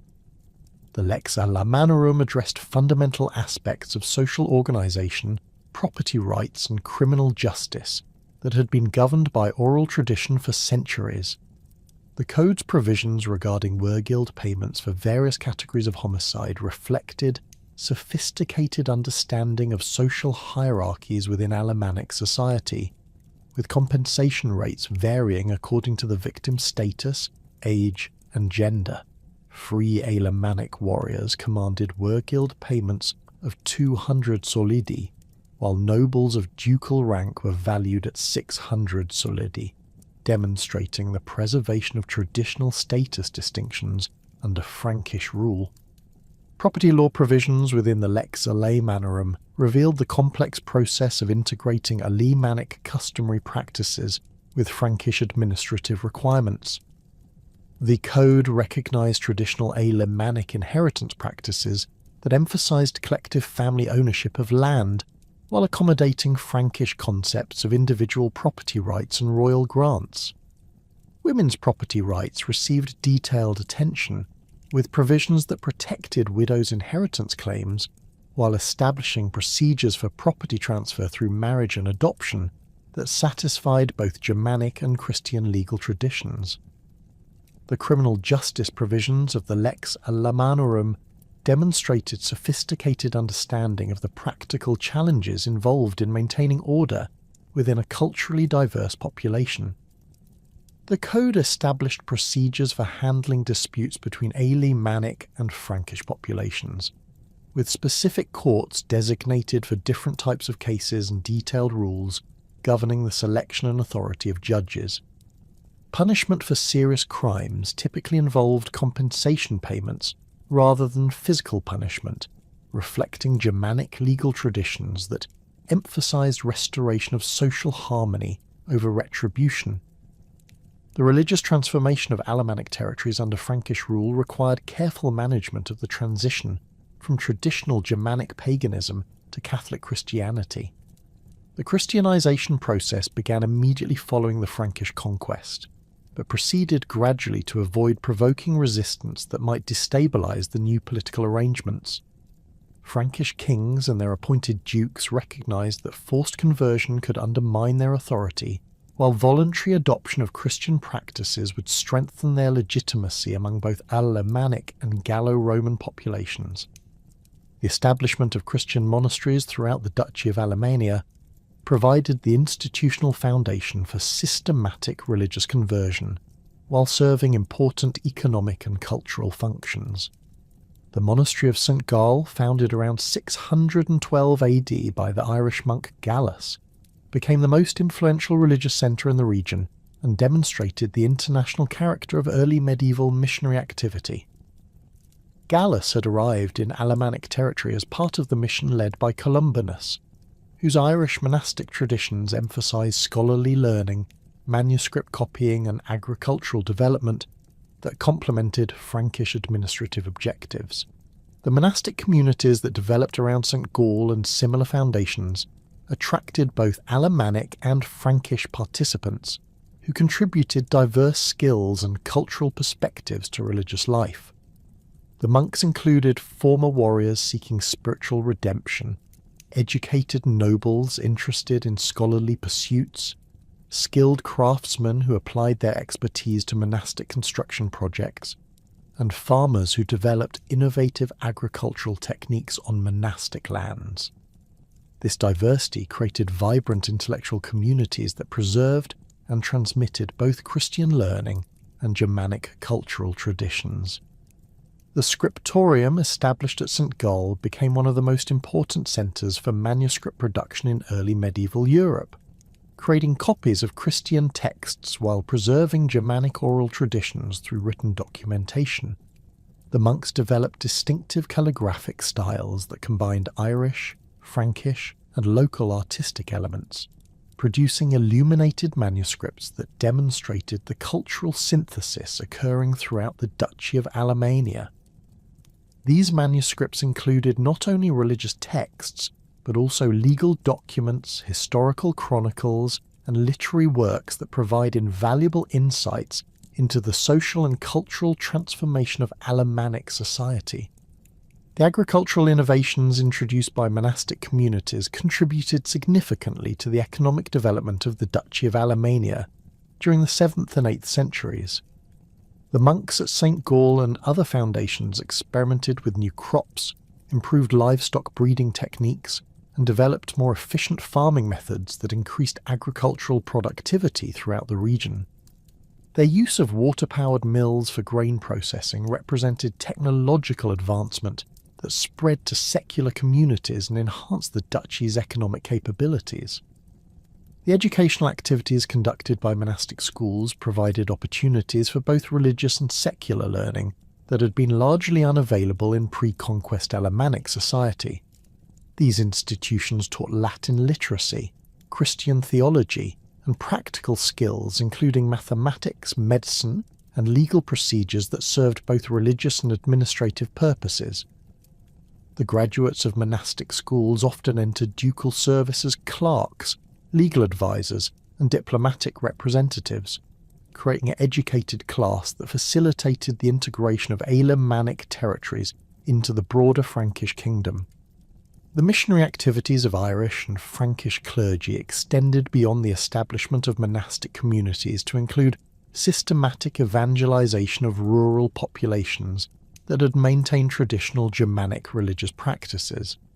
These missionaries typically focused on demonstrating the practical benefits of Christian conversion, rather than engaging in theological disputes with pagan religious leaders. They provided medical care, legal assistance, and agricultural advice while gradually introducing Christian religious observances that could coexist with existing seasonal celebrations and community traditions. The process of Christianization revealed significant regional variations in the reception and adaptation of Christian practices throughout the Duchy of Alemannia.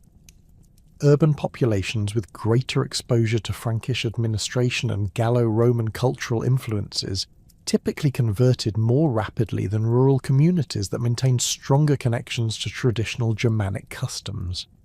Archaeological evidence from burial sites dating to the 7th century shows gradual changes in funerary practices, with traditional grave goods gradually being replaced by Christian symbols while maintaining some Germanic decorative elements. The economic development of the Duchy of Alemannia under Frankish rule benefited from its strategic location along major trade routes, connecting the Mediterranean with northern Europe. The duchy's position provided access to alpine passes that carried luxury goods, raw materials, and diplomatic communications between the Frankish kingdom and the Byzantine Empire, Lombard Italy, and various Germanic peoples beyond the Danube. Ducal authorities established customs stations and market regulations that generated substantial revenues while facilitating commercial activity throughout the region. Agricultural production expanded significantly during the 7th and 8th centuries as political stability encouraged investment in land improvement and the adoption of more intensive farming techniques. The three-field system of crop rotation, introduced through monastic experimentation and Frankish administrative encouragement, increased grain yields while maintaining soil fertility. Archaeological evidence from rural settlements shows expansion of cultivated areas, construction of improved storage facilities, and development of specialized agricultural tools that enhanced productivity and supported larger populations. Craft production in the Duchy of Alemannia developed distinctive characteristics that combined traditional Alemannic techniques with influences from Frankish, Italian, and Byzantine artistic traditions. Metalworking remained particularly important, with Alemannic smiths producing weapons, jewellery, and decorative objects that were highly valued throughout the Frankish kingdom. The workshops at Augsburg and other ducal centres created elaborate belt fittings, brooches, and sword furniture that demonstrated sophisticated understanding of metallurgical techniques and artistic design principles. Textile production expanded to meet both local needs and export demands, with Alemannic weavers developing distinctive patterns and techniques that incorporated traditional Germanic motifs with Christian symbolism. Archaeological finds from settlement sites include loom weights, spindle whorls, and textile fragments that demonstrate the technical sophistication of Alemannic cloth production. The workshops produced woolen fabrics, linen textiles, and luxury items, including silk embroideries that were traded throughout Central Europe. The pottery industry in the Duchy of Alemannia underwent significant technological advancement during the Frankish period, with potters adopting wheel-throwing techniques and kiln designs that produced higher quality ceramics. The distinctive Alemannic pottery styles that emerged during this period featured geometric decorations, stamped patterns, and glazed surfaces that reflected both local artistic traditions and influences from other regions of the Frankish kingdom. These ceramics were traded extensively and serve as important archaeological markers for understanding commercial relationships and cultural exchange. The participation of Alemannic merchants in long-distance trade networks connected the duchy to commercial systems that extended from the Atlantic coast to the Black Sea. Alemannic traders carried local products including metalwork, textiles, and agricultural goods to markets throughout the Frankish kingdom, while importing luxury items, raw materials, and exotic goods that enhanced the material culture of ducal society.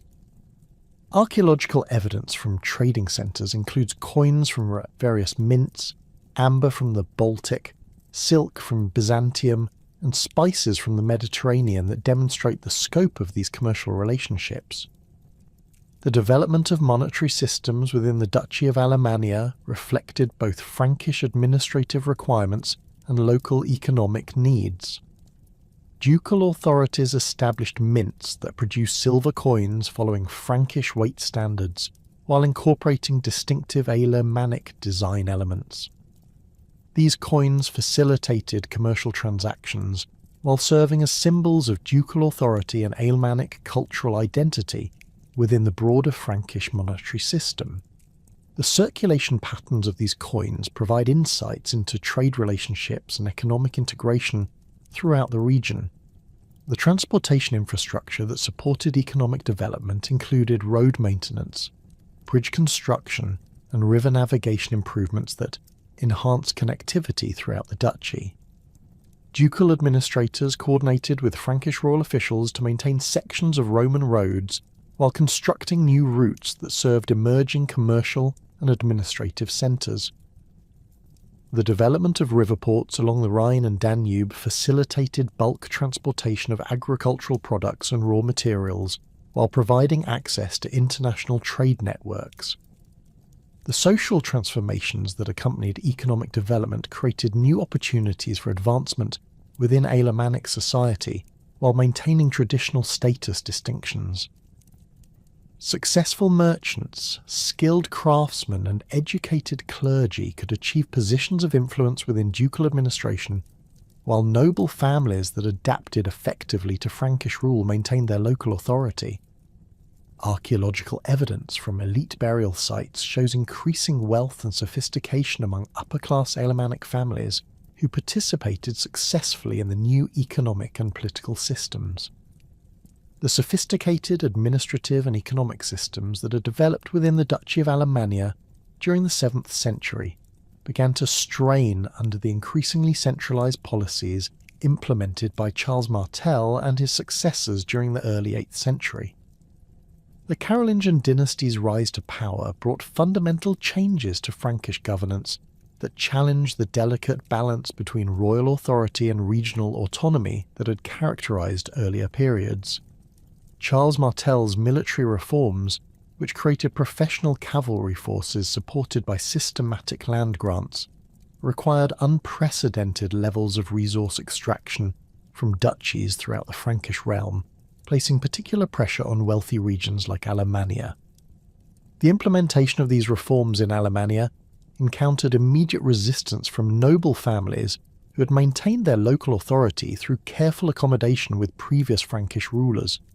The Alemannic nobility had invested generations in developing relationships with ducal administrators, monastic institutions, and commercial networks that provided them with substantial independence in managing their territories. Charles Martel's demands for increased military service, higher tribute payments, and direct royal oversight of local administration threatened to undermine the foundations of Alemannic aristocratic power. Archaeological evidence from elite residential sites dating to the early 8th century reveals the material wealth and sophisticated lifestyle that Alemannic nobles had achieved under the previous system. Excavations at Lauchheim have uncovered substantial hall complexes featuring imported stone construction, elaborate metalwork decorations, and luxury goods from throughout Europe. The main residential buildings incorporated Roman architectural elements with Germanic design principles, creating distinctive structures that demonstrated both cultural sophistication and political authority. These nobles possessed extensive libraries, maintained skilled craftsmen, and controlled agricultural estates that generated substantial surpluses for trade and political purposes. The religious dimensions of Carolingian centralisation created additional tensions within Alemannic society, as Charles Martel's policies toward the Catholic Church differed significantly from those of his predecessors. His systematic confiscation of church lands to support military reforms directly affected monastic institutions that had become integral to Alemannic political and economic life. The monastery of St. Gall, which had developed extensive landholdings and maintained close relationships with local noble families, found itself caught between loyalty to Carolingian authority and protection of its traditional privileges and properties. The resistance that emerged among Alemannic nobles during the 720s and 730s initially took the form of administrative non-compliance and passive obstruction rather than open rebellion. Regional counts delayed implementation of royal directives, provided incomplete military levies for Carolingian campaigns, and maintained unauthorized diplomatic contacts with neighboring powers, including the Bavarians and Lombards. These actions reflected sophisticated understanding of Frankish administrative procedures and demonstrated the nobles' ability to exploit bureaucratic complexities to protect their interests. The leadership of this resistance movement centered on several prominent Alemannic families whose genealogies traced back to pre-conquest royal lines. The most influential of these leaders was Lantfrid, whose family had maintained substantial territories in the Upper Rhine Valley while serving in various administrative positions under Frankish rule. Lantfrid possessed both the traditional legitimacy derived from ancient noble lineage and the practical experience gained through decades of participation in ducal government. His residential complex at Cannstatt had become an informal centre for coordination among disaffected Alemannic nobles. The military capabilities available to these resistant nobles reflected the sophisticated warfare traditions that had survived the Frankish conquest and evolved through centuries of service in Carolingian armies.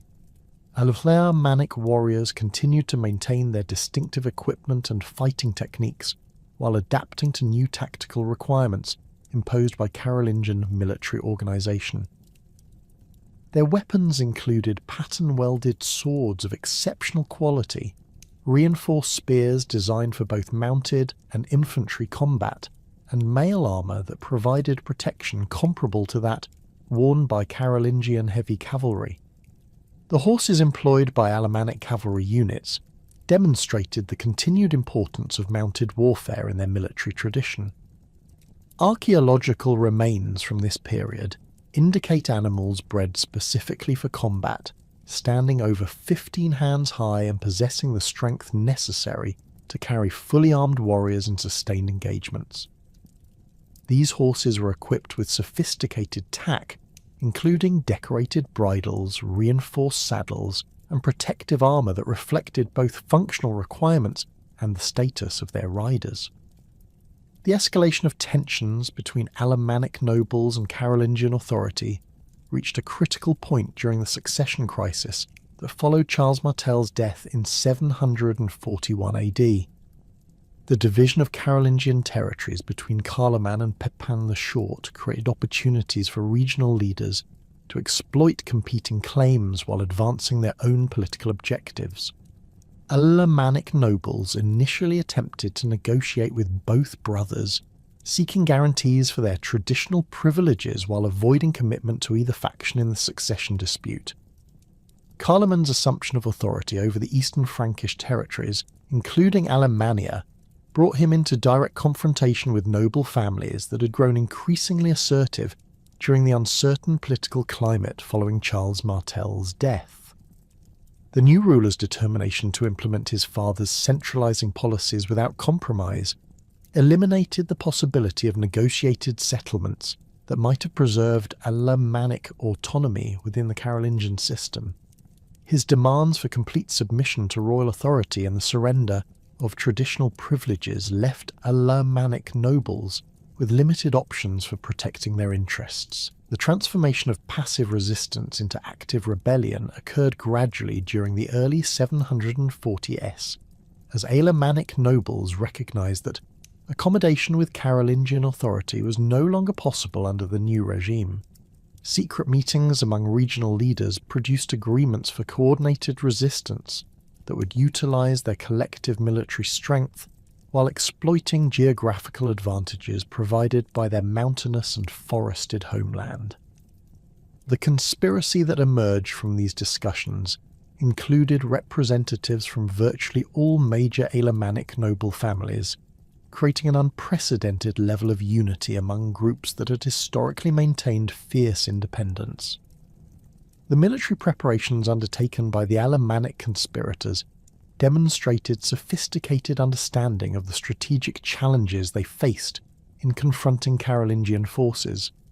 Rather than attempting to match Carolingian heavy cavalry in open battle, they planned to utilize defensive tactics that would exploit terrain advantages while avoiding decisive engagements that might result in catastrophic losses.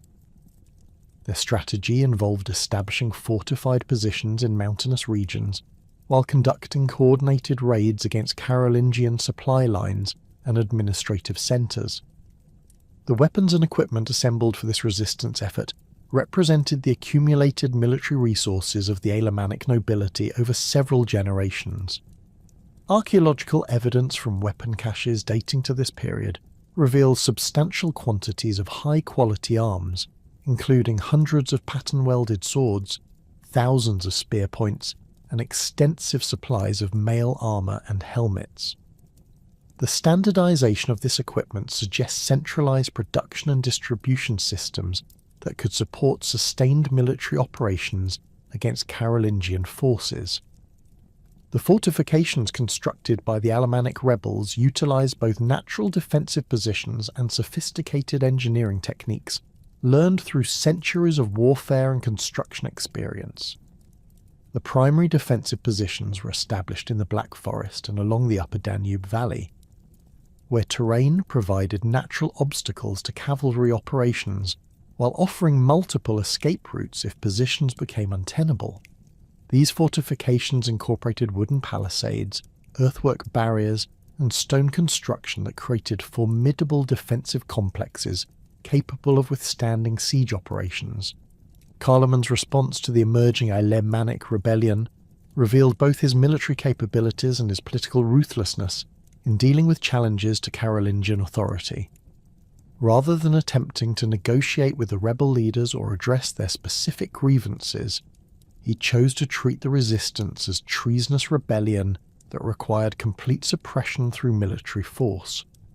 His decision to employ extreme measures against the Alemannic nobility reflected broader Carolingian policies designed to eliminate potential sources of regional opposition to centralized royal authority. The military forces that Carloman assembled for his campaign against the Alemannic rebels included substantial contingents of heavy cavalry, infantry units drawn from throughout his territories, and siege equipment designed to reduce fortified positions. The core of this army consisted of professional warriors supported by the land grant system that Charles Martel had established, creating a military force that was both technically superior to traditional Germanic armies and politically reliable due to its dependence on royal patronage. The campaign that culminated in the massacre at Cannstatt began with systematic Carolingian operations designed to isolate and eliminate Alemannic defensive positions throughout their territory. Rather than launching direct assaults against the strongest rebel fortifications, Carloman's forces concentrated on capturing secondary positions while disrupting communication and supply networks that connected different elements of the resistance movement. This strategy gradually reduced the rebels' ability to coordinate their defensive efforts while forcing them to concentrate their remaining forces at a limited number of strongholds. The siege operations conducted by Carolingian forces demonstrated the technological and organizational advantages that professional armies possessed over traditional Germanic warfare methods. The attackers employed sophisticated siege equipment, including battering rams, catapults, and siege towers that could breach fortifications that had previously been considered impregnable. More importantly, their logistical capabilities allowed them to maintain extended siege operations, while the defenders faced increasing shortages of food, water, and military supplies. The psychological warfare employed by Carloman's forces proved as effective as their military operations in undermining Alemannic resistance. Captured rebels were executed publicly in ways designed to terrorize their supporters, while civilian populations that had provided assistance to the resistance faced systematic punishment, including property confiscation, forced relocation, and enslavement. These tactics created a climate of fear that gradually eroded support for the rebellion, while encouraging defections among nobles who sought to preserve their lives and properties. The final phase of the rebellion centered on the fortified position at Cannstatt, where the surviving Alemannic leaders had concentrated their remaining forces for a desperate last stand against Carolingian authority. The site provided natural defensive advantages through its elevated position overlooking the Neckar River, while its proximity to major transportation routes had allowed the rebels to accumulate substantial supplies and military equipment. The defensive works constructed at Cannstatt incorporated both traditional Germanic fortification techniques and innovations developed through the rebels' experience in earlier engagements with Carolingian forces. The siege of Cannstatt revealed the determination of both sides to achieve decisive victory regardless of the costs involved. The Alemannic defenders, recognizing that defeat would mean the complete destruction of their political and social system, fought with desperate courage while employing every available tactic to delay the inevitable Carolingian victory. They conducted nighttime raids against the besiegers' camps, used fire arrows to destroy siege equipment, and attempted to negotiate with other Germanic peoples for military assistance that never materialized. Carloman's decision to offer negotiations to the besieged Alemannic leaders represented a calculated deception designed to achieve victory through treachery rather than costly assault operations. The proposal for a general assembly at Cannstatt, ostensibly to discuss terms for ending the rebellion, provided an opportunity to eliminate the entire Alemannic leadership through a single coordinated action. The rebels' acceptance of this proposal reflected their desperate situation and their hope that some accommodation might still be possible despite their previous resistance. The massacre that occurred at Cannstatt in 746 AD represented one of the most systematic eliminations of regional nobility in early medieval European history. Contemporary sources describe the execution of hundreds of Alemannic nobles, including virtually all members of families that had maintained leadership positions within the duchy for generations. The victims included not only active participants in the rebellion, but also individuals whose only crime was their membership in families that Carloman considered potentially dangerous to Carolingian authority. The methods employed in the massacre demonstrated Carloman's determination to create a lasting example that would deter future resistance to Carolingian rule throughout the Frankish realm. The executions were conducted publicly with maximum ceremonial impact, involving elaborate procedures that emphasized the complete submission of Alemannic nobility to royal authority. The bodies of the executed nobles were denied proper burial according to their traditional customs, instead being displayed as warnings to any who might consider challenging Carolingian power. The immediate consequences of the Cannstatt massacre extended far beyond the elimination of individual noble families to encompass the complete transformation of Alemannic political and social structures. The traditional relationships between nobles and their followers, which had provided stability and continuity for centuries, were severed permanently through the systematic destruction of aristocratic leadership. The extensive landholdings that had supported noble households were confiscated and redistributed to Carolingian supporters, fundamentally altering patterns of land ownership and agricultural production throughout the region. The administrative reorganization that followed the massacre replaced traditional Alemannic governmental structures with direct Carolingian control exercised through appointed officials who owed their positions entirely to royal favour. The new administrators, drawn primarily from Frankish noble families with no previous connections to Alemannia, implemented policies designed to integrate the region completely into the Carolingian administrative system while eliminating any vestiges of regional autonomy or cultural distinctiveness. The cultural impact of the massacre extended to religious institutions that had maintained close relationships with the eliminated noble families. Monasteries and churches that had received patronage from Alemannic aristocrats found themselves under direct royal control, with their properties and privileges subject to redistribution according to Carolingian political objectives. The intellectual and artistic traditions that had flourished under noble patronage faced disruption as their traditional supporters disappeared, and new authorities showed little interest in maintaining cultural continuity. The demographic consequences of the massacre and its aftermath affected thousands of individuals beyond the immediate victims, as families associated with the executed nobles faced persecution, exile, or forced integration into new social structures.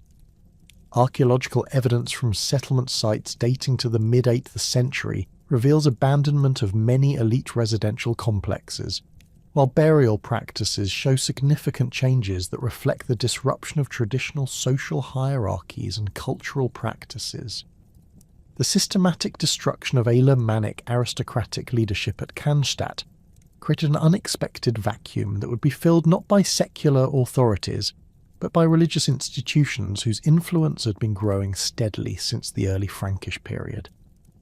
The monasteries that had initially served as centres for Christianization now emerged as the primary preservers and developers of Alemannic cultural identity, transforming from simple religious communities into sophisticated centres of learning, artistic production, and economic activity that would define the region's intellectual landscape for centuries. The monastery of St. Gall, which had survived the political upheavals of the mid-8th century through careful diplomatic manoeuvring, underwent dramatic expansion during the decades following the Cannstatt massacre.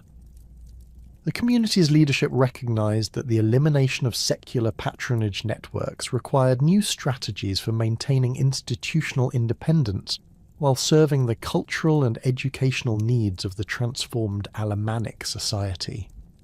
Under the guidance of Abbot Ottmar, who had assumed leadership in 719 AD, the monastery developed ambitious construction projects that would establish it as one of Europe's most important centres of monastic learning. The architectural achievements at St. Gall during this period reflected both the community's growing wealth and its evolving role as a cultural centre. The monastery's famous plan, preserved in a 9th century manuscript that provides the most detailed surviving blueprint of medieval monastic architecture, reveals the extraordinary scope of the community's facilities. The complex included not only the traditional religious buildings, but also extensive workshops, libraries, schools, and agricultural facilities that supported a community of several hundred monks and lay workers. The main church, constructed during the late 8th century, featured stone walls over 2 metres thick, supporting a timber roof that spanned nearly 30 metres, creating interior spaces capable of accommodating large congregations, while providing acoustics suitable for the complex liturgical music that became characteristic of the community. The scriptorium at St. Gall emerged as the most productive centre of manuscript production in the German-speaking regions, with monks developing distinctive calligraphic styles that combined Carolingian minuscule with decorative elements derived from Germanic artistic traditions. The scribes worked with materials imported from throughout Europe, including parchment from Italy, inks made from Mediterranean oak galls, and gold leaf for illuminated initials that transformed religious texts into works of extraordinary beauty. Archaeological excavations in the scriptorium areas have revealed the specialised tools employed by these craftsmen, including reed pens cut to precise specifications, bone folders for creasing parchment, and bronze rulers marked with measurements that ensured consistent text layouts. The intellectual achievements of the St. Gall scriptorium extended far beyond simple copying of existing texts to include original composition and scholarly commentary that advanced medieval learning in multiple disciplines. The monks produced comprehensive biblical commentaries, theological treatises, and historical chronicles that demonstrated sophisticated understanding of classical and patristic sources. Their work on grammatical texts and linguistic studies contributed significantly to the preservation and development of both Latin literary culture and vernacular Germanic languages, with manuscripts containing some of the earliest written examples of Old High German poetry and prose. The preservation of Germanic cultural traditions within the monastic context created unique opportunities for documenting oral literature that might otherwise have been lost during the cultural transformations following Carolingian conquest. The monks at St. Gall recorded traditional Germanic heroic poetry, legal formulas, and historical narratives in manuscripts that combined these materials with Christian texts, creating cultural syntheses that reflected the complex identity of Christianized Germanic populations. The famous Abrogans, produced at St. Gall around 765 AD, represents the earliest substantial text in Old High German and demonstrates the monks' commitment to preserving vernacular literature alongside Latin learning. The library that developed at St. Gall became one of the largest and most comprehensive collections in medieval Europe, containing manuscripts on subjects ranging from theology and philosophy to medicine, astronomy, and agricultural science. The librarians developed sophisticated cataloguing systems that enabled efficient access to this vast collection, while implementing preservation techniques that ensured the survival of fragile texts. The library's holdings included not only Christian works, but also classical authors whose writings had been preserved through the monastery's connections with Italian and Byzantine intellectual centres. The educational programs conducted at St. Gall attracted students from throughout the German-speaking regions and beyond, creating networks of scholarly exchange that spread Alemannic intellectual influence across medieval Europe. The monastery's school provided instruction in the 7 liberal arts as defined by classical tradition, with particular emphasis on grammar, rhetoric, and dialectic that prepared students for careers in church administration, royal service, and scholarly pursuits. The curriculum included both theoretical study and practical training in manuscript production, architectural design, and administrative procedures that equipped graduates for leadership positions in secular and religious institutions. The musical innovations developed at St. Gall contributed significantly to the evolution of medieval liturgical music and established the monastery as a centre for musical education and composition. The monks developed new forms of plainchant that incorporated Germanic melodic traditions with Roman liturgical requirements, creating distinctive musical styles that influenced church music throughout the Carolingian Empire. Their work on musical notation systems, including the development of neumes that indicated melodic direction and rhythm, provided foundations for later advances in musical theory and composition. The monastery of Reichenau, established on an island in Lake Constance during the early 8th century, developed along different lines than St. Gall, while achieving comparable influence in medieval intellectual and artistic life. The community's location provided natural defensive advantages that proved crucial during periods of political instability, while the lake's transportation connections facilitated trade and communication with communities throughout the Alpine region.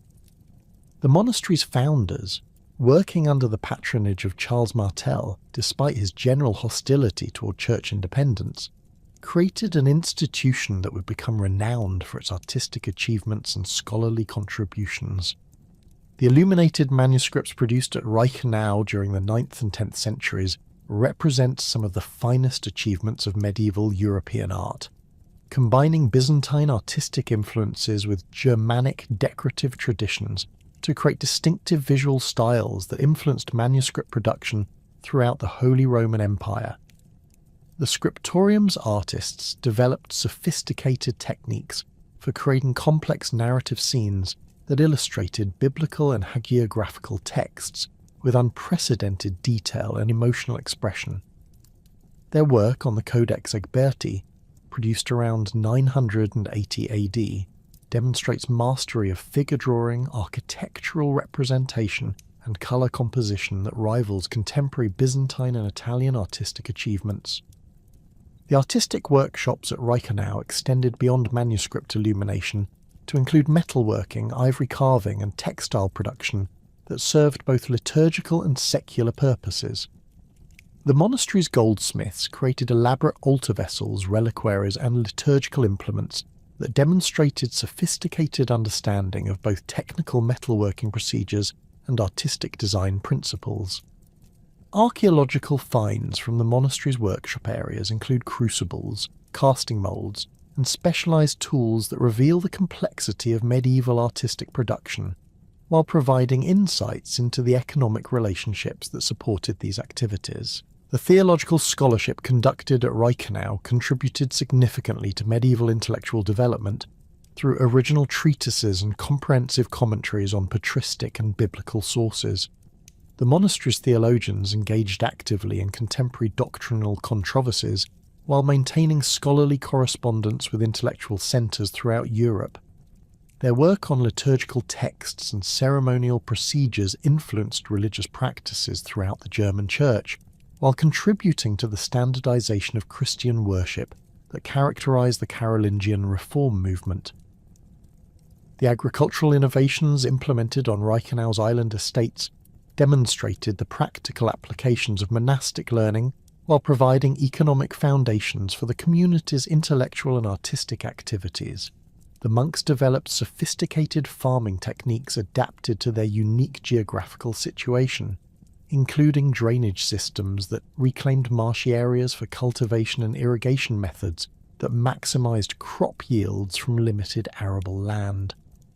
Their experimental work with new crops and livestock breeds contributed to agricultural improvements throughout the region, while generating surpluses that supported the monastery's extensive cultural programs. The network of smaller monastic communities that developed throughout the former Alemannic territories during the 8th and 9th centuries created a comprehensive system of religious and educational institutions that served local populations while maintaining connections with major centres like St. Gall and Reichenau. These communities, typically housing between 20 and 50 monks, provided basic educational services, pastoral care, and economic coordination that replaced many functions previously performed by secular authorities. Archaeological evidence from sites like Murbach and Weissenberg reveal substantial building programs that created impressive architectural complexes despite their smaller scale compared to major monastic centres. The economic activities conducted by these monastic communities transformed the Alemannic countryside through systematic agricultural development, craft production, and commercial activities that generated unprecedented prosperity. The monasteries introduced new technologies including improved ploughs, water-powered mills, and advanced metallurgical techniques that increased productivity while providing employment for secular populations. Their workshops produced goods for both local consumption and long-distance trade, creating economic networks that connected Alemannic territories with markets throughout Europe.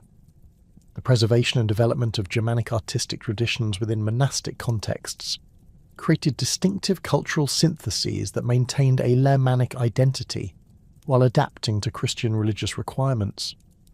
Monastic artists incorporated traditional Germanic decorative motifs into religious art, creating hybrid styles that satisfied both aesthetic preferences and theological needs.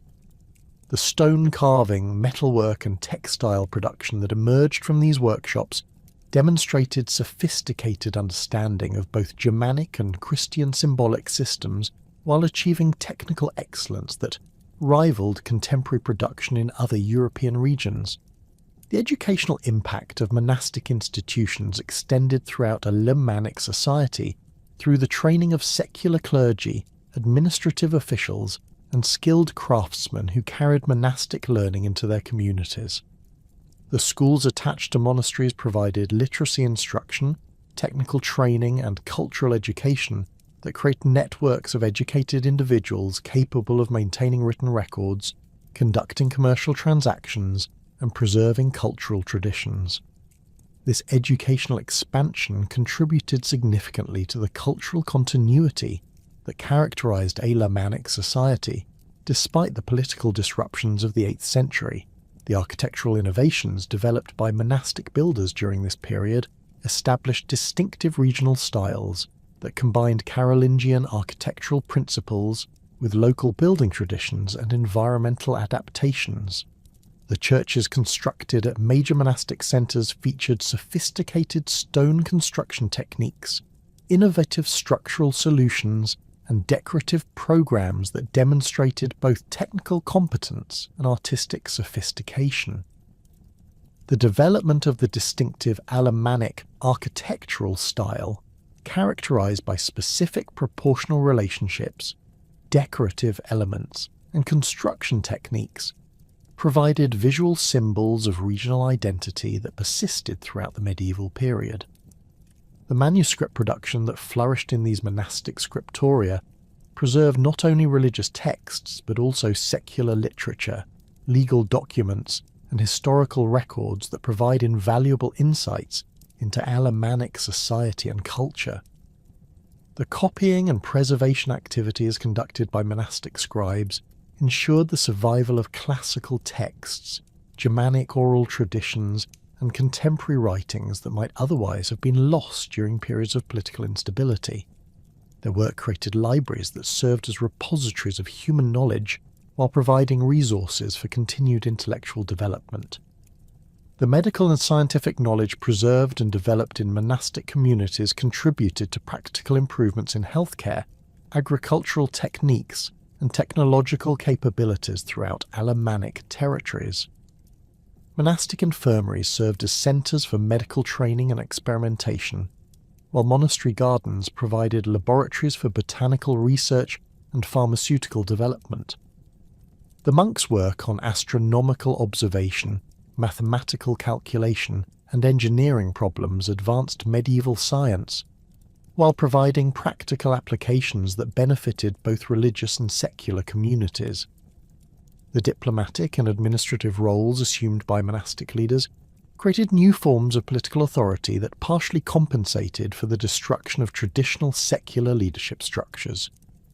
Abbots and other monastic officials served as intermediaries between local populations and royal authorities, providing advocacy and protection for communities that lacked other forms of political representation. Their participation in royal assemblies, diplomatic missions, and administrative functions gave them significant influence over political developments, while maintaining the independence necessary for their religious and cultural activities. The monastic foundations that had preserved Alemannic culture through centuries of political upheaval found themselves confronting new opportunities and challenges as the Carolingian Empire fragmented during the late 9th and early 10th centuries. The emergence of the Ottonian dynasty and the subsequent establishment of the Holy Roman Empire created unprecedented possibilities for regional political autonomy while demanding adaptation to imperial administrative structures that differed significantly from previous Frankish governance models. The transformation of Alemannia into the Duchy of Swabia represented not merely a change of nomenclature, but a fundamental reorganization of political authority that would shape Germanic identity in southwestern Europe for centuries.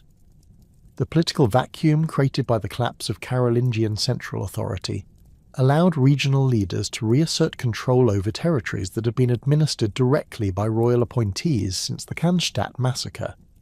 The process began gradually during the reign of Charles the Fat, whose inability to maintain effective governance across his vast territories encouraged local strongmen to assume administrative functions previously reserved for imperial officials. Archaeological evidence from fortified sites throughout the former Alemannic territories reveals substantial construction activity during the late 9th century, with earthwork fortifications and stone towers appearing at strategic locations along river valleys and mountain passes. The emergence of Burchard as Duke of Alemannia around 909 AD marked the beginning of systematic efforts to reconstruct regional political authority under the new imperial framework established by Henry the Fowler. Burchard's family possessed both the military resources necessary to control territory and the diplomatic skills required to navigate the complex relationships between regional nobles, imperial authorities, and ecclesiastical institutions. His ducal court, established at Augsburg, attracted nobles from throughout the region who sought to participate in the reconstruction of Alemannic political structures while maintaining their local authority and cultural traditions. Administrative innovations implemented by Burchard and his successors created governmental structures that combined traditional Germanic leadership practices with imperial administrative requirements. The new duchy was organised around a network of counties administered by appointed officials who maintained direct relationships with the ducal court while exercising delegated authority over specific territories. These counts typically came from established noble families that had survived the political upheavals of the 8th century through careful adaptation to changing circumstances, creating continuity with pre-Carolingian political traditions while accommodating imperial administrative needs. The military obligations that accompanied ducal authority required systematic reorganisation of Alemannic warfare capabilities to meet the strategic challenges posed by Hungarian invasions, internal conflicts among German duchies, and imperial campaigns in Italy and Eastern Europe. The duchy's military forces combined traditional Germanic warrior bands with new cavalry units organised according to imperial standards, creating armies capable of operating effectively in both defensive and offensive campaigns. Archaeological evidence from weapon caches and burial sites dating to this period reveals standardized equipment that reflects both local manufacturing capabilities and participation in imperial military supply networks. The fortification systems developed throughout Swabia during the 10th century demonstrated sophisticated understanding of both military engineering and strategic geography. The major defensive works constructed at sites like Hohentwiel and Hohenstaufen incorporated stone construction techniques learned from imperial military engineers, with design principles adapted to local terrain and tactical requirements. These fortifications served not only as military strongholds, but also as administrative centres, economic hubs, and symbols of ducal authority that reinforced political relationships throughout the region. The economic foundation supporting ducal authority rested on systematic exploitation of agricultural resources, commercial activities, and mineral wealth that generated revenue sufficient to maintain military forces while supporting the cultural and religious institutions that preserved Swabian identity. The duchy's strategic location along major trade routes connecting Italy with northern Europe provided opportunities for collecting customs duties and establishing commercial partnerships that enhanced its economic capabilities. Archaeological evidence from market towns throughout the region reveals expanding commercial activities during the 10th century, with increased quantities of imported goods, standardized weights and measures, and specialized craft production that served both local and international markets. The integration of Swabia into the Holy Roman Empire's administrative structure created new opportunities for political advancement, while requiring careful navigation of imperial court politics and competing regional interests.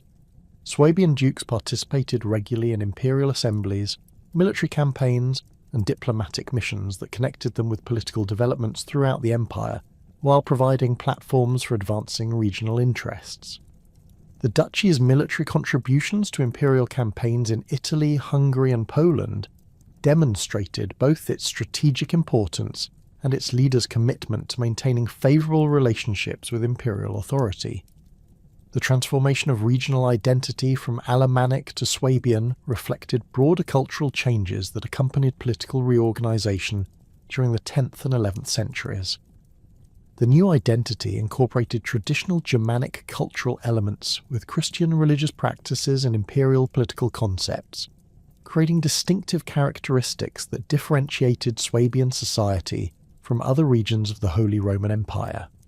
Archaeological evidence from settlement sites, burial grounds, and religious institutions reveals material culture that combined local traditions with influences from throughout the empire, demonstrating the complex cultural synthesis that characterized medieval Swabian identity. The rise of the Hohenstaufen dynasty during the 11th century represented the culmination of Swabian political development and the beginning of the region's most influential period in European history. The family's origins traced back to modest noble holdings in the Rems Valley, where they had established themselves as successful administrators and military leaders during the reconstruction of ducal authority. Their castle at Hohenstaufen, constructed during the early 11th century, became the symbol of their growing power and the centre of political networks that would eventually extend throughout the Holy Roman Empire and beyond. Frederick I, known as Frederick Barbarossa, exemplified the sophisticated political and military capabilities that Swabian leadership had developed through centuries of adaptation to changing circumstances. His accession to the imperial throne in 1152 AD brought Swabian political traditions and administrative practices to the governance of the entire Holy Roman Empire, while his military campaigns in Italy and Eastern Europe demonstrated the effectiveness of Swabian military organisation and tactical innovations. The emperor's court attracted nobles, clergy and scholars from throughout Europe, creating cultural exchanges that enhanced Swabian intellectual and artistic development while spreading regional influences throughout the medieval world. The administrative reforms implemented during Frederick Barbarossa's reign reflected Swabian governmental traditions that emphasised systematic organisation, efficient resource management, and careful balance between central authority and regional autonomy. The imperial chancery developed standardised procedures for document production, legal administration, and diplomatic correspondence that drew heavily on practices developed in Swabian ducal government. Archaeological evidence from administrative centres throughout the empire reveals the adoption of Swabian architectural styles, record-keeping systems, and ceremonial practices that demonstrated the influence of regional traditions on imperial governance. The military innovations that characterised Frederick Barbarossa's campaigns originated in tactical developments that had occurred within Swabian armies during conflicts with neighbouring duchies and imperial campaigns of the previous century. Swabian military engineers had developed sophisticated siege techniques, cavalry formations and logistics systems that proved highly effective in Italian warfare conditions. The emperor's armies included substantial contingents of Swabian knights, whose equipment and training reflected generations of military development within the duchy's competitive political environment. The urban development that accelerated throughout Swabia during the 11th and 12th centuries reflected both the region's growing economic prosperity and the political stability provided by effective ducal governance. Cities like Augsburg and Ulm expanded significantly during this period, with archaeological evidence revealing substantial construction projects that included new residential areas, commercial districts, and religious institutions. The growth of these urban centres created new opportunities for craft production, commercial activities, and cultural development that enhanced Swabia's position within European economic networks.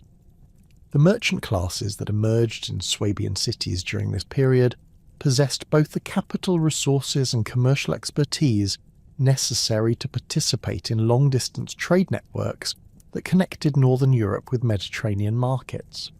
Archaeological finds from urban excavations include coins from throughout Europe, luxury goods from Byzantium and the Islamic world, and locally produced items that demonstrate the sophistication of Swabian craft production. These merchants established trading partnerships with Italian commercial centres, Flemish cloth producers, and Baltic suppliers that generated substantial profits while providing access to international markets for Swabian agricultural and manufactured products. The guild systems that developed in Swabian cities created organisational structures that regulated craft production while providing social and economic support for urban populations. These associations established quality standards, training procedures, and commercial practices that enhanced the reputation of Swabian products throughout European markets. Archaeological evidence from workshop areas revealed specialised tools, production techniques, and finished goods that demonstrate the technical sophistication achieved by Swabian craftsmen in metalworking, textile production, leatherworking, and other industries. The architectural achievements of Swabian cities during this period reflected both their growing wealth and their participation in broader European cultural developments. The construction of major churches, civic buildings, and residential complexes demonstrated sophisticated understanding of Romanesque architectural principles while incorporating distinctive regional elements that created recognizable Swabian building styles.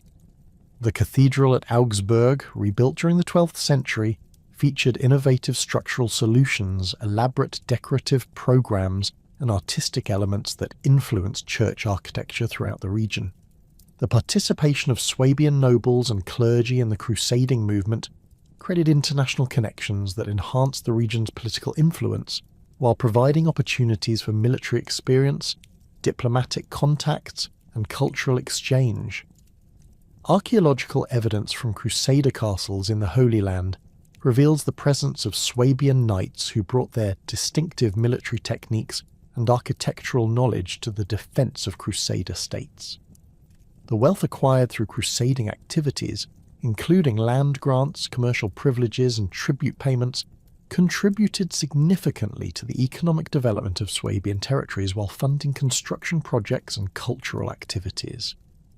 The monastic reforms that spread throughout Swabia during the 11th and 12th centuries created new opportunities for religious and intellectual development, while strengthening connections between regional institutions and international reform movements.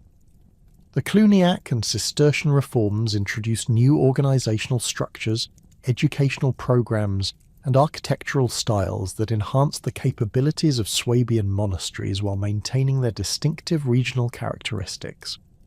Archaeological excavations at reformed monasteries reveal substantial construction projects that incorporated international architectural influences with local building traditions, creating distinctive synthesis that characterized Swabian religious architecture. The intellectual achievements of Swabian monastic centres during this period contributed significantly to medieval European scholarship through original theological works, historical chronicles, and philosophical treatises that demonstrated sophisticated understanding of classical and contemporary sources. The scriptoria at major monasteries continued their manuscript production activities, while adapting to new demands created by urban schools, imperial administration, and international scholarly networks. The libraries developed during this period contained comprehensive collections that served not only monastic communities but also secular clergy, noble courts, and emerging urban schools. The agricultural innovations implemented throughout Swabian territories during the 11th and 12th centuries increased productivity while supporting larger populations and more specialised economic activities.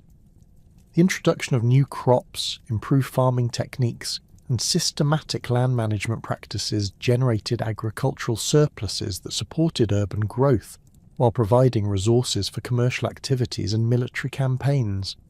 Archaeological evidence from rural settlements reveals expanding cultivated areas, improved storage facilities, and specialised agricultural tools that enhance productivity while reducing labour requirements.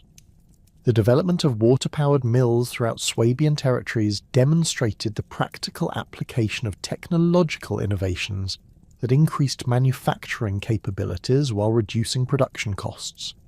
These installations, typically constructed along rivers and streams that provided reliable water sources, processed grain, operated textile machinery, and powered metalworking equipment that served both local needs and commercial production.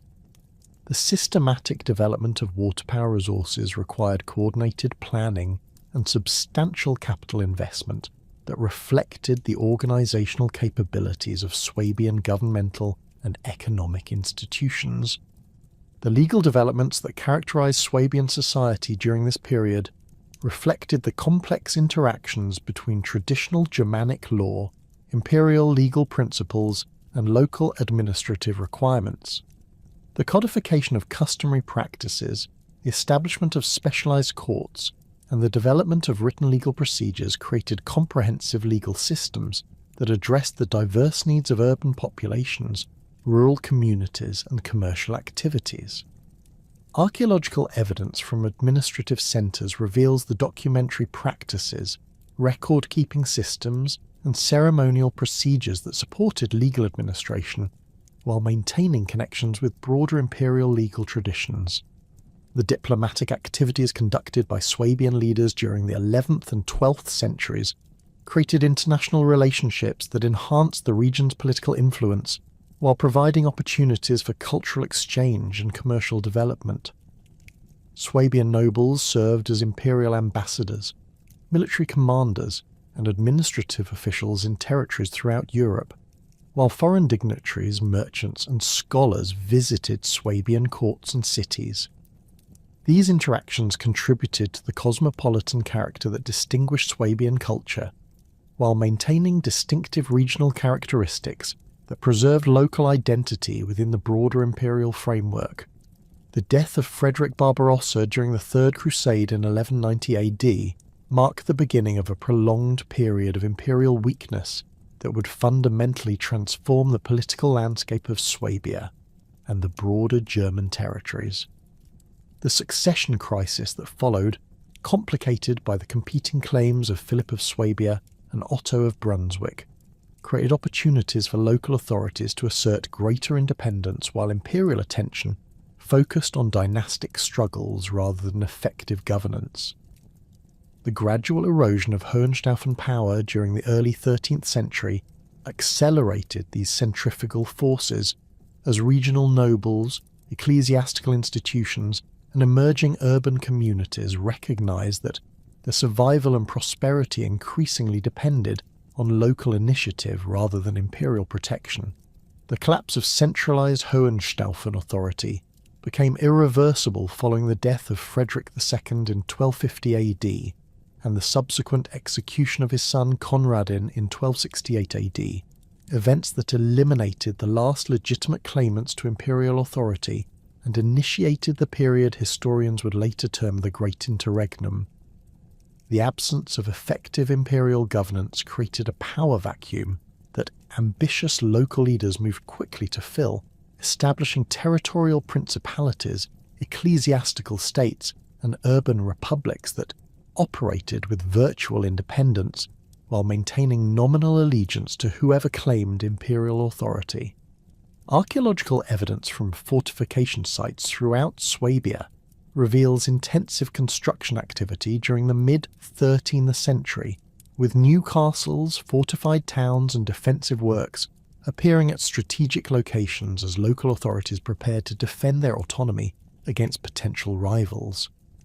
The fragmentation of political authority proceeded along lines that reflected both geographical realities and the distribution of economic resources that had developed during the previous centuries of imperial rule. The most powerful territorial lords established their control over river valleys and mountain passes that provided access to trade routes, while ecclesiastical institutions consolidated their authority over extensive land holdings that generated agricultural revenues and supported substantial military forces. Urban communities that had grown prosperous through commercial activities began asserting political independence from both secular and religious overlords, creating new forms of governmental organisation that would influence European political development for centuries. The emergence of numerous small territorial states throughout the former Duchy of Swabia created a complex political mosaic that defied simple categorisation or unified governance. The Counts of Württemberg established their authority over territories along the Neckar River Valley, utilising their strategic position to control trade between the Rhine and Danube river systems, while developing administrative structures that combine traditional feudal relationships with innovative governmental practices. Their capital at Stuttgart became a centre for regional diplomacy and commercial activity, attracting merchants, craftsmen, and political refugees from throughout the fragmented German territories. Archaeological excavations at Stuttgart have revealed the rapid urban development that occurred during the 13th and 14th centuries as the Württemberg court attracted population and economic activity to the region. The construction projects undertaken during this period included substantial residential complexes for noble families, workshops for specialized craftsmen, and commercial facilities that served both local needs and long-distance trade. The material culture recovered from these sites demonstrates the cosmopolitan character of court society, with luxury goods from Italy, France, and the Low Countries appearing alongside locally produced items that reflected distinctive Swabian artistic traditions. The military capabilities developed by the Württemberg counts reflected their need to defend their territories against numerous potential enemies while maintaining sufficient forces to exploit opportunities for territorial expansion. Their armies combined traditional heavy cavalry with infantry units recruited from urban populations and crossbow specialists who provided effective missile support in both siege and field operations. The weapons and equipment employed by these forces showed continuing evolution from earlier medieval forms, with longer swords, improved armour designs, and specialised siege equipment that reflected both local manufacturing capabilities and access to international arms markets. The administrative innovations implemented by Württemberg governance created bureaucratic structures that could manage complex territorial arrangements while maintaining effective military organisation and economic coordination. The development of written administrative procedures, standardised legal codes, and systematic record-keeping practices enabled more efficient governance of diverse populations while preserving documentation that provides invaluable insights into medieval governmental operations. Archaeological evidence from administrative centres reveals the specialised buildings, equipment, and personnel that supported these bureaucratic activities while demonstrating the growing sophistication of late medieval governmental institutions. The ecclesiastical territories that emerged from the political fragmentation included powerful bishoprics and abbeys that controlled extensive landholdings while maintaining their own military forces and diplomatic relationships. The Bishop of Augsburg established effective control over territories that extended from the Danube Valley into the Alpine foothills, creating an ecclesiastical principality that rivaled secular territories in both wealth and political influence. The bishop's palace complex, reconstructed during the 13th century, featured defensive walls, administrative buildings, and residential quarters that demonstrated the temporal power exercised by high-ranking clergy in medieval society. The military forces maintained by ecclesiastical authorities included both professional soldiers and militia units recruited from populations living on church lands.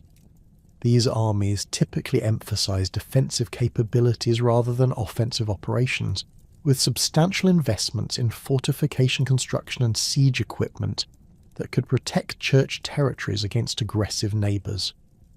Archaeological evidence from ecclesiastical military sites reveals weapons caches, defensive works, and logistical facilities that supported military operations while maintaining the religious character of these institutions.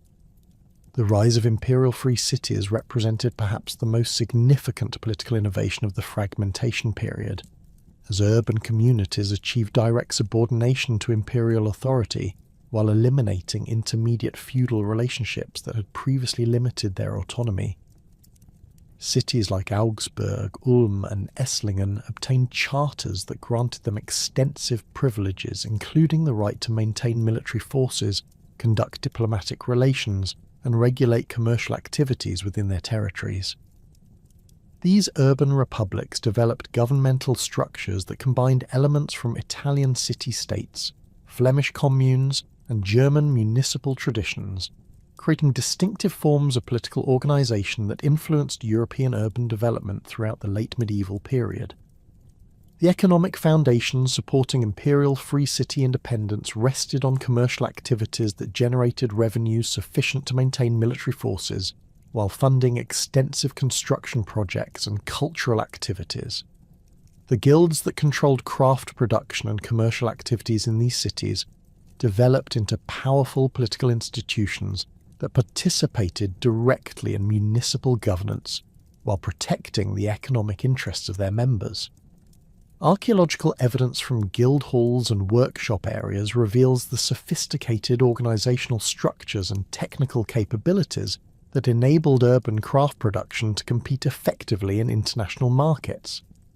The textile industries that flourished in Swabian cities during the 13th and 14th centuries demonstrated the technical sophistication and commercial acumen that characterized urban economic development.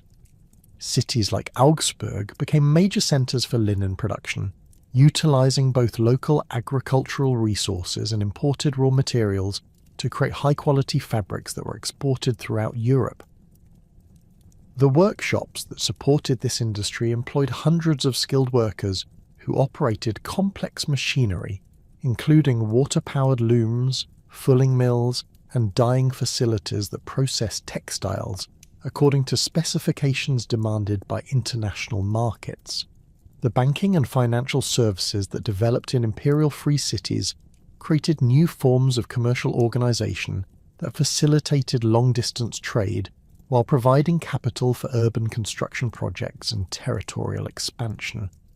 Augsburg merchants established banking relationships with Italian commercial houses, Flemish cloth producers, and Baltic trading networks that enabled them to participate in international commerce while accumulating substantial wealth for local investment.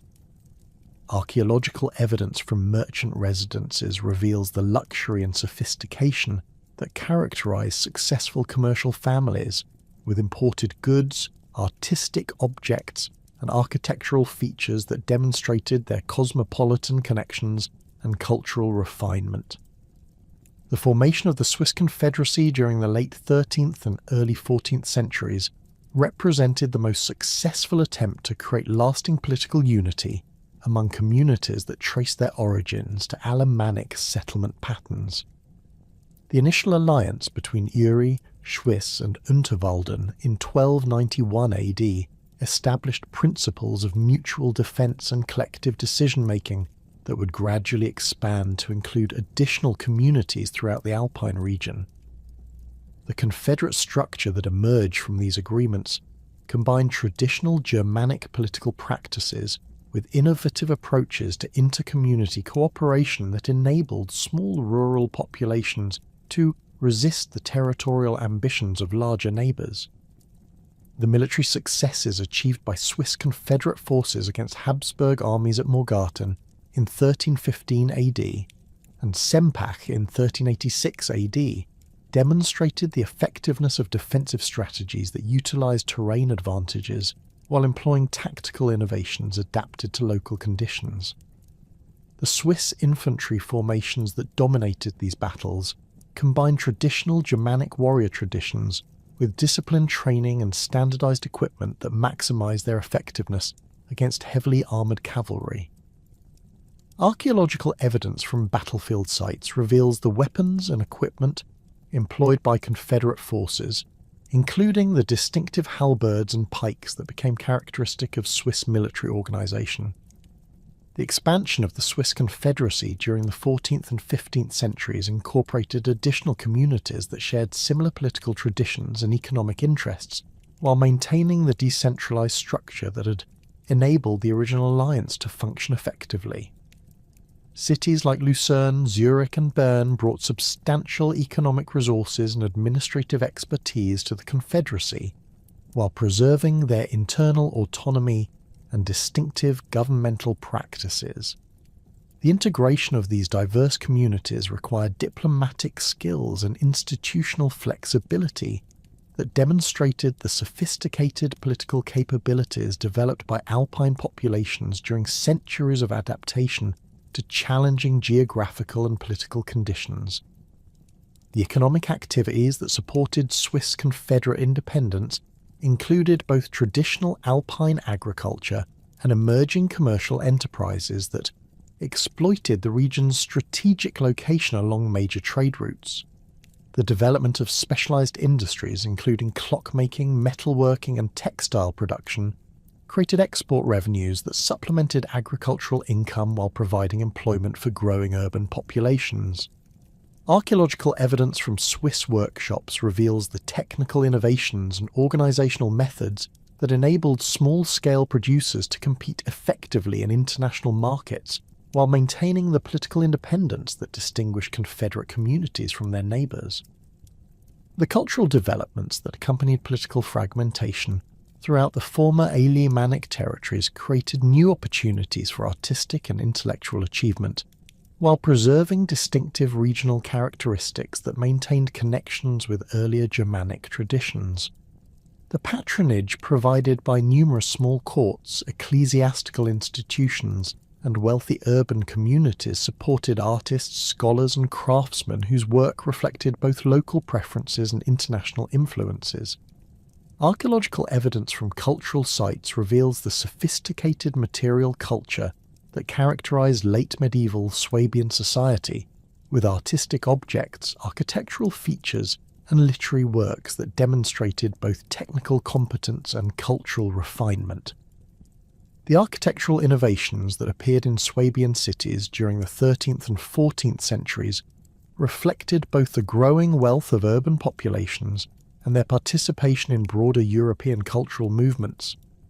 The construction of major churches, civic buildings, and residential complexes demonstrated sophisticated understanding of Gothic architectural principles while incorporating distinctive regional elements that created recognizable local building styles.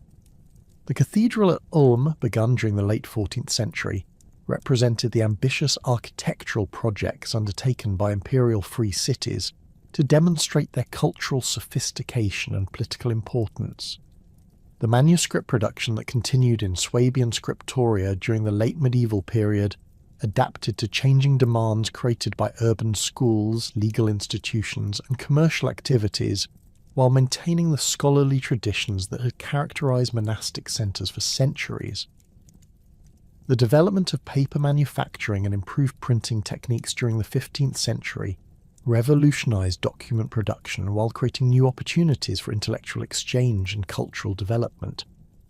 Archaeological evidence from printing workshops reveals the specialized equipment and technical procedures that enabled mass production of books, legal documents, and commercial records that supported the increasingly complex administrative and economic activities of fragmented political entities.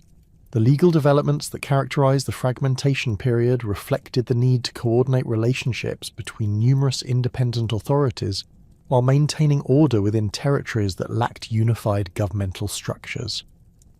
The emergence of specialized legal codes, court procedures, and dispute resolution mechanisms created frameworks for managing conflicts between different jurisdictions while preserving the autonomy that local authorities had achieved through political fragmentation.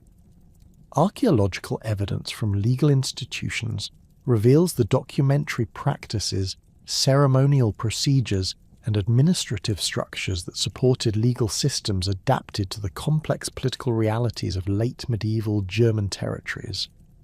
The diplomatic innovations and political fragmentation that had characterized late medieval Swabian territories faced unprecedented challenges as emerging monarchical states began consolidating power throughout Europe during the 15th and 16th centuries. The rise of the Habsburg dynasty as a dominant force in Central European politics fundamentally altered the balance of power that had enabled small territorial entities to maintain their independence through careful diplomacy and mutual defence agreements. The Habsburg acquisition of the Austrian duchies, Burgundian territories, and eventually the Spanish crown created a territorial empire that surrounded the fragmented Alemannic regions, making their continued independence increasingly dependent on Habsburg tolerance rather than their own military capabilities. The process of territorial absorption began gradually during the reign of Maximilian I, whose marriage alliances and diplomatic manoeuvring brought numerous Swabian territories under direct Habsburg control. The emperor's systematic approach to territorial consolidation combined legal claims based on feudal relationships with military pressure applied through professional armies that smaller territories could not effectively resist. Archaeological evidence from the fortification sites throughout the region reveals the abandonment of many defensive works during the early 16th century, as local authorities recognized that their military resources were insufficient to resist Habsburg expansion and chose negotiated submission over costly defensive warfare. The incorporation of Württemberg into the Habsburg sphere of influence following the Battle of Dornstedt in 1519 demonstrated the effectiveness of imperial military organisation against traditional territorial defence strategies. The Württemberg forces that faced the Habsburg army included approximately 8,000 infantry and 1,200 cavalry, equipped with weapons that reflected centuries of military development within the region. Their soldiers carried improved firearms, including arquebuses and early muskets, alongside traditional weapons, while their cavalry employed tactics adapted from both Germanic and Italian military traditions. However, the Habsburg forces possessed superior artillery, professional military engineers, and coordinated tactical formations that overwhelmed the defenders despite their courage and local knowledge advantages. The administrative integration of conquered territories into Habsburg governmental structures required systematic transformation of traditional Alemannic political institutions, while preserving sufficient local autonomy to prevent widespread resistance. The Habsburg administrators who assumed control over former independent territories typically came from Austrian noble families with experience in imperial service, though they were required to work with existing local officials who possessed essential knowledge of regional conditions and population management. Archaeological evidence from administrative centres reveals the construction of new governmental buildings, designed according to Austrian architectural standards, while incorporating local building traditions that maintained visual connections with regional identity. The religious upheavals of the Protestant Reformation created additional complications for Habsburg territorial consolidation, as many Alemannic communities embraced Lutheran or Reformed Protestant teachings that conflicted with Habsburg Catholic policies. The city of Augsburg became a major centre for Protestant development, with local clergy and civic leaders actively promoting religious reforms that challenged traditional Catholic authority while asserting urban independence from imperial religious control. The Augsburg Confession of 1530 represented the most systematic articulation of Protestant theology produced in German territories and demonstrated the sophisticated theological scholarship that had developed within Alemannic religious institutions. The implementation of the Peace of Augsburg in 1555 established the principle of cuius regio, eius religio throughout the Holy Roman Empire, allowing territorial rulers to determine the religious affiliation of their subjects while theoretically protecting religious minorities. This arrangement enabled many Alemannic territories to maintain Protestant religious practices while accepting Habsburg political authority, creating complex relationships that balanced religious autonomy with political subordination. Archaeological evidence from church reconstruction projects during the late 16th century reveals the architectural modifications implemented to accommodate Protestant worship practices while maintaining the essential structural elements of traditional Catholic church design. The 30 Years' War devastated Alemannic territories as competing armies repeatedly traversed the region while seeking strategic advantages and resources to support their military campaigns. The systematic destruction of agricultural resources, urban infrastructure and population centres reduced many formerly prosperous communities to subsistence levels while eliminating the economic foundations that had supported political independence. Contemporary accounts describe the abandonment of entire villages, the collapse of commercial networks, and the displacement of populations that had maintained continuous settlement for over a millennium. Archaeological evidence from sites throughout the region reveals destruction layers dating to the war period that contain burned buildings, scattered military equipment, and hastily buried hoards of valuables that their owners never returned to recover. The demographic impact of the conflict reduced regional populations by an estimated 60% through direct military action, disease epidemics, and famine conditions that persisted throughout the war period. The recovery process required decades of systematic reconstruction efforts supported by imperial resources and immigrant populations, drawn from less affected regions.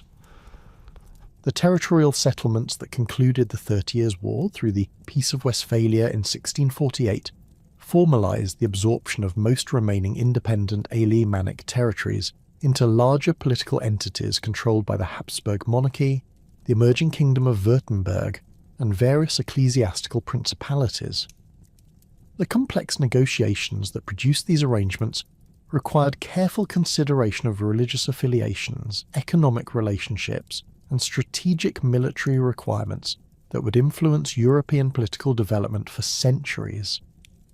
The treaties established precedents for international law and diplomatic procedures while eliminating the political fragmentation that had characterized the region since the collapse of Hohenstaufen authority.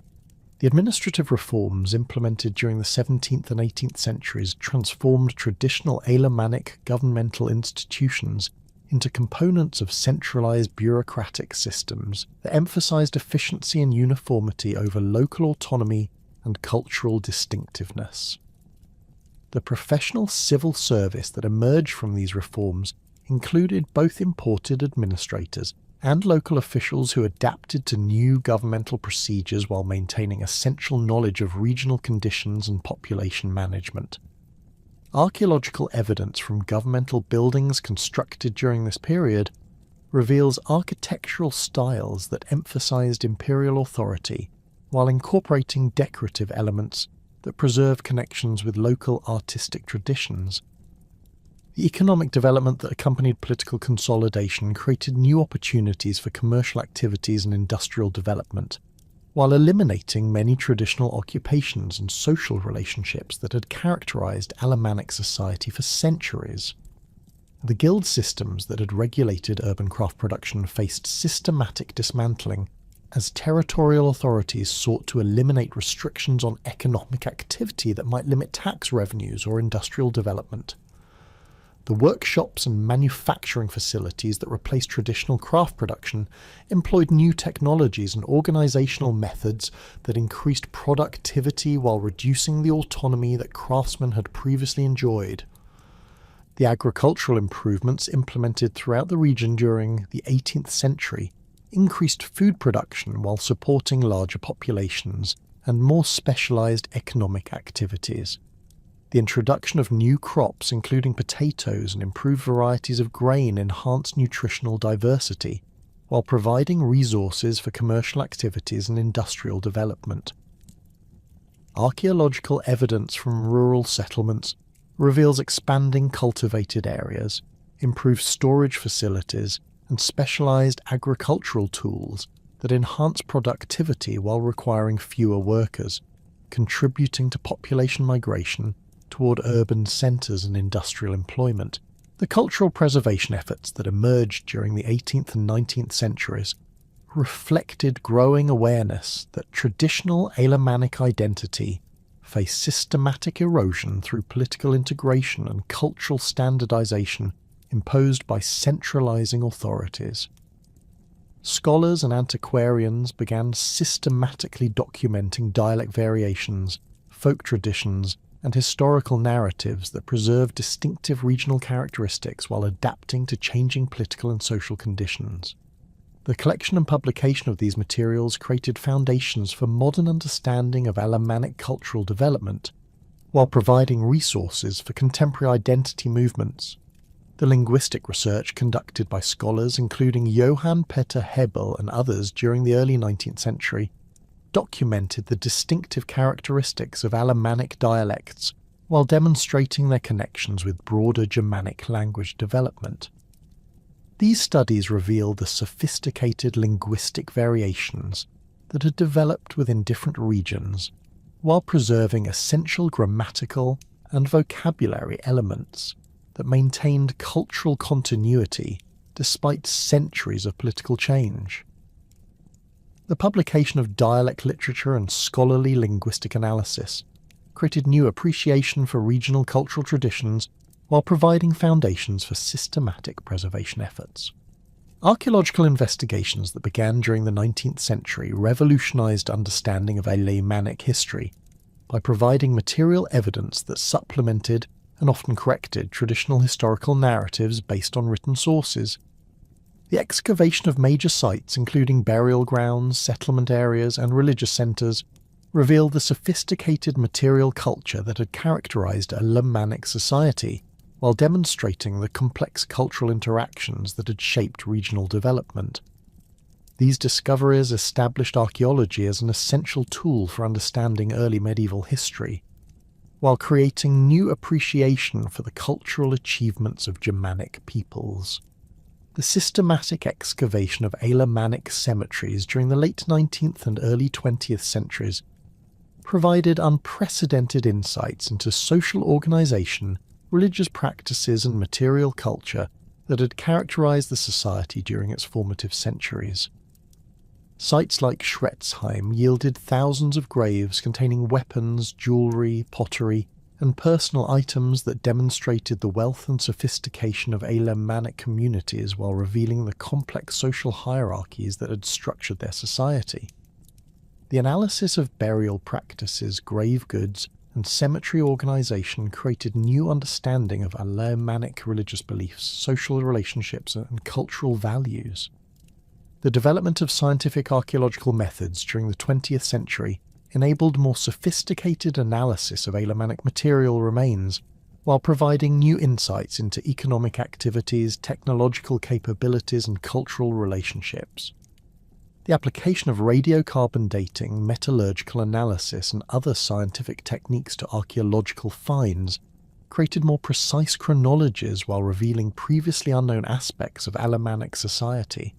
The interdisciplinary collaboration between archaeologists, historians, linguists, and other specialists produced comprehensive understanding of Alemannic cultural development that continues to evolve through ongoing research.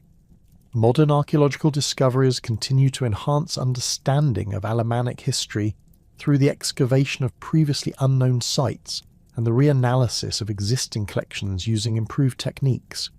Recent discoveries at sites like Niederstotzingen have revealed elaborate burial complexes that demonstrate the wealth and political sophistication achieved by Alemannic elites during the 6th and 7th centuries.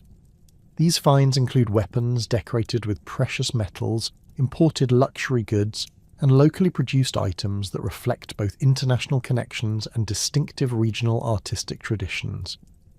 The preservation of Alemannic dialects in Switzerland, Alsace, and southwestern Germany represents one of the most successful examples of linguistic continuity in modern Europe. Despite centuries of political pressure and cultural standardization efforts, these dialects maintain distinctive characteristics that preserve essential elements of medieval Alemannic language while adapting to contemporary communication needs.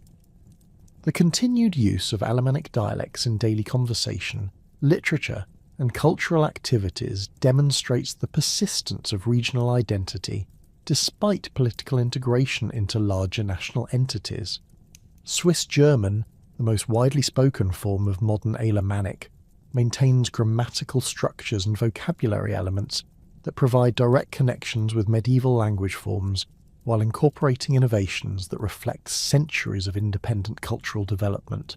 The dialect variations found throughout Switzerland demonstrate the complex linguistic geography that developed through historical settlement patterns and political boundaries while preserving essential characteristics that maintain cultural unity across diverse communities. Contemporary linguistic research continues to document these variations while analysing their historical development and cultural significance.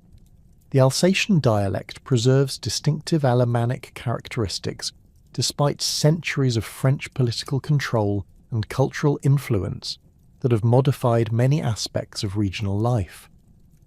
The survival of Alsatian as a spoken language reflects the persistence of cultural identity that transcends political boundaries while adapting to changing social and economic conditions.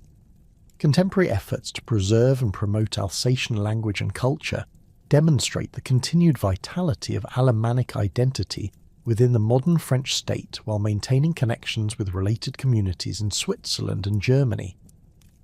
The Swabian dialects spoken throughout southwestern Germany maintain recognisable connections with historical Alemannic language forms, while reflecting the complex political and cultural history of the region. These dialects preserve vocabulary, grammatical structures, and pronunciation patterns that demonstrate continuity with medieval linguistic traditions, while incorporating influences from standard German and other regional languages.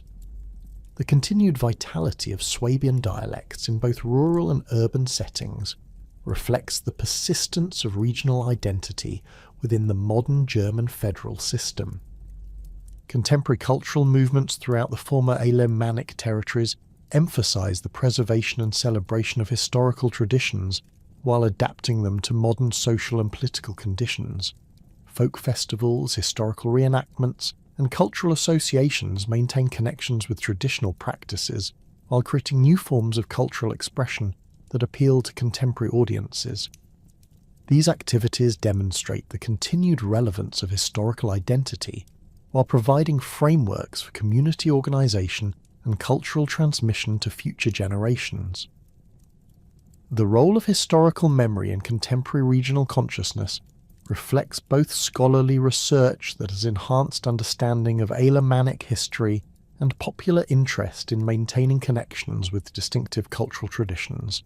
Museums, cultural centres, and educational institutions throughout the region present Alemannic history through exhibits, programs, and publications that make scholarly research accessible to general audiences while promoting appreciation for regional cultural heritage. These efforts create new understanding of historical development while strengthening contemporary cultural identity.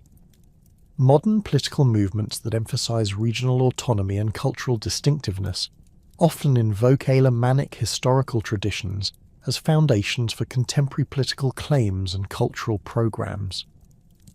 These movements typically combine scholarly historical research with popular cultural activities to create comprehensive approaches to regional identity that address both intellectual and emotional aspects of cultural belonging.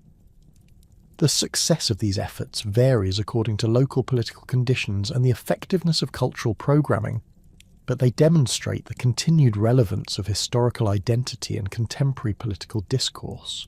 The economic foundations that support contemporary Alemannic cultural activities reflect both traditional economic relationships and modern industrial and service sector development that has transformed regional economies while maintaining some connections with historical patterns.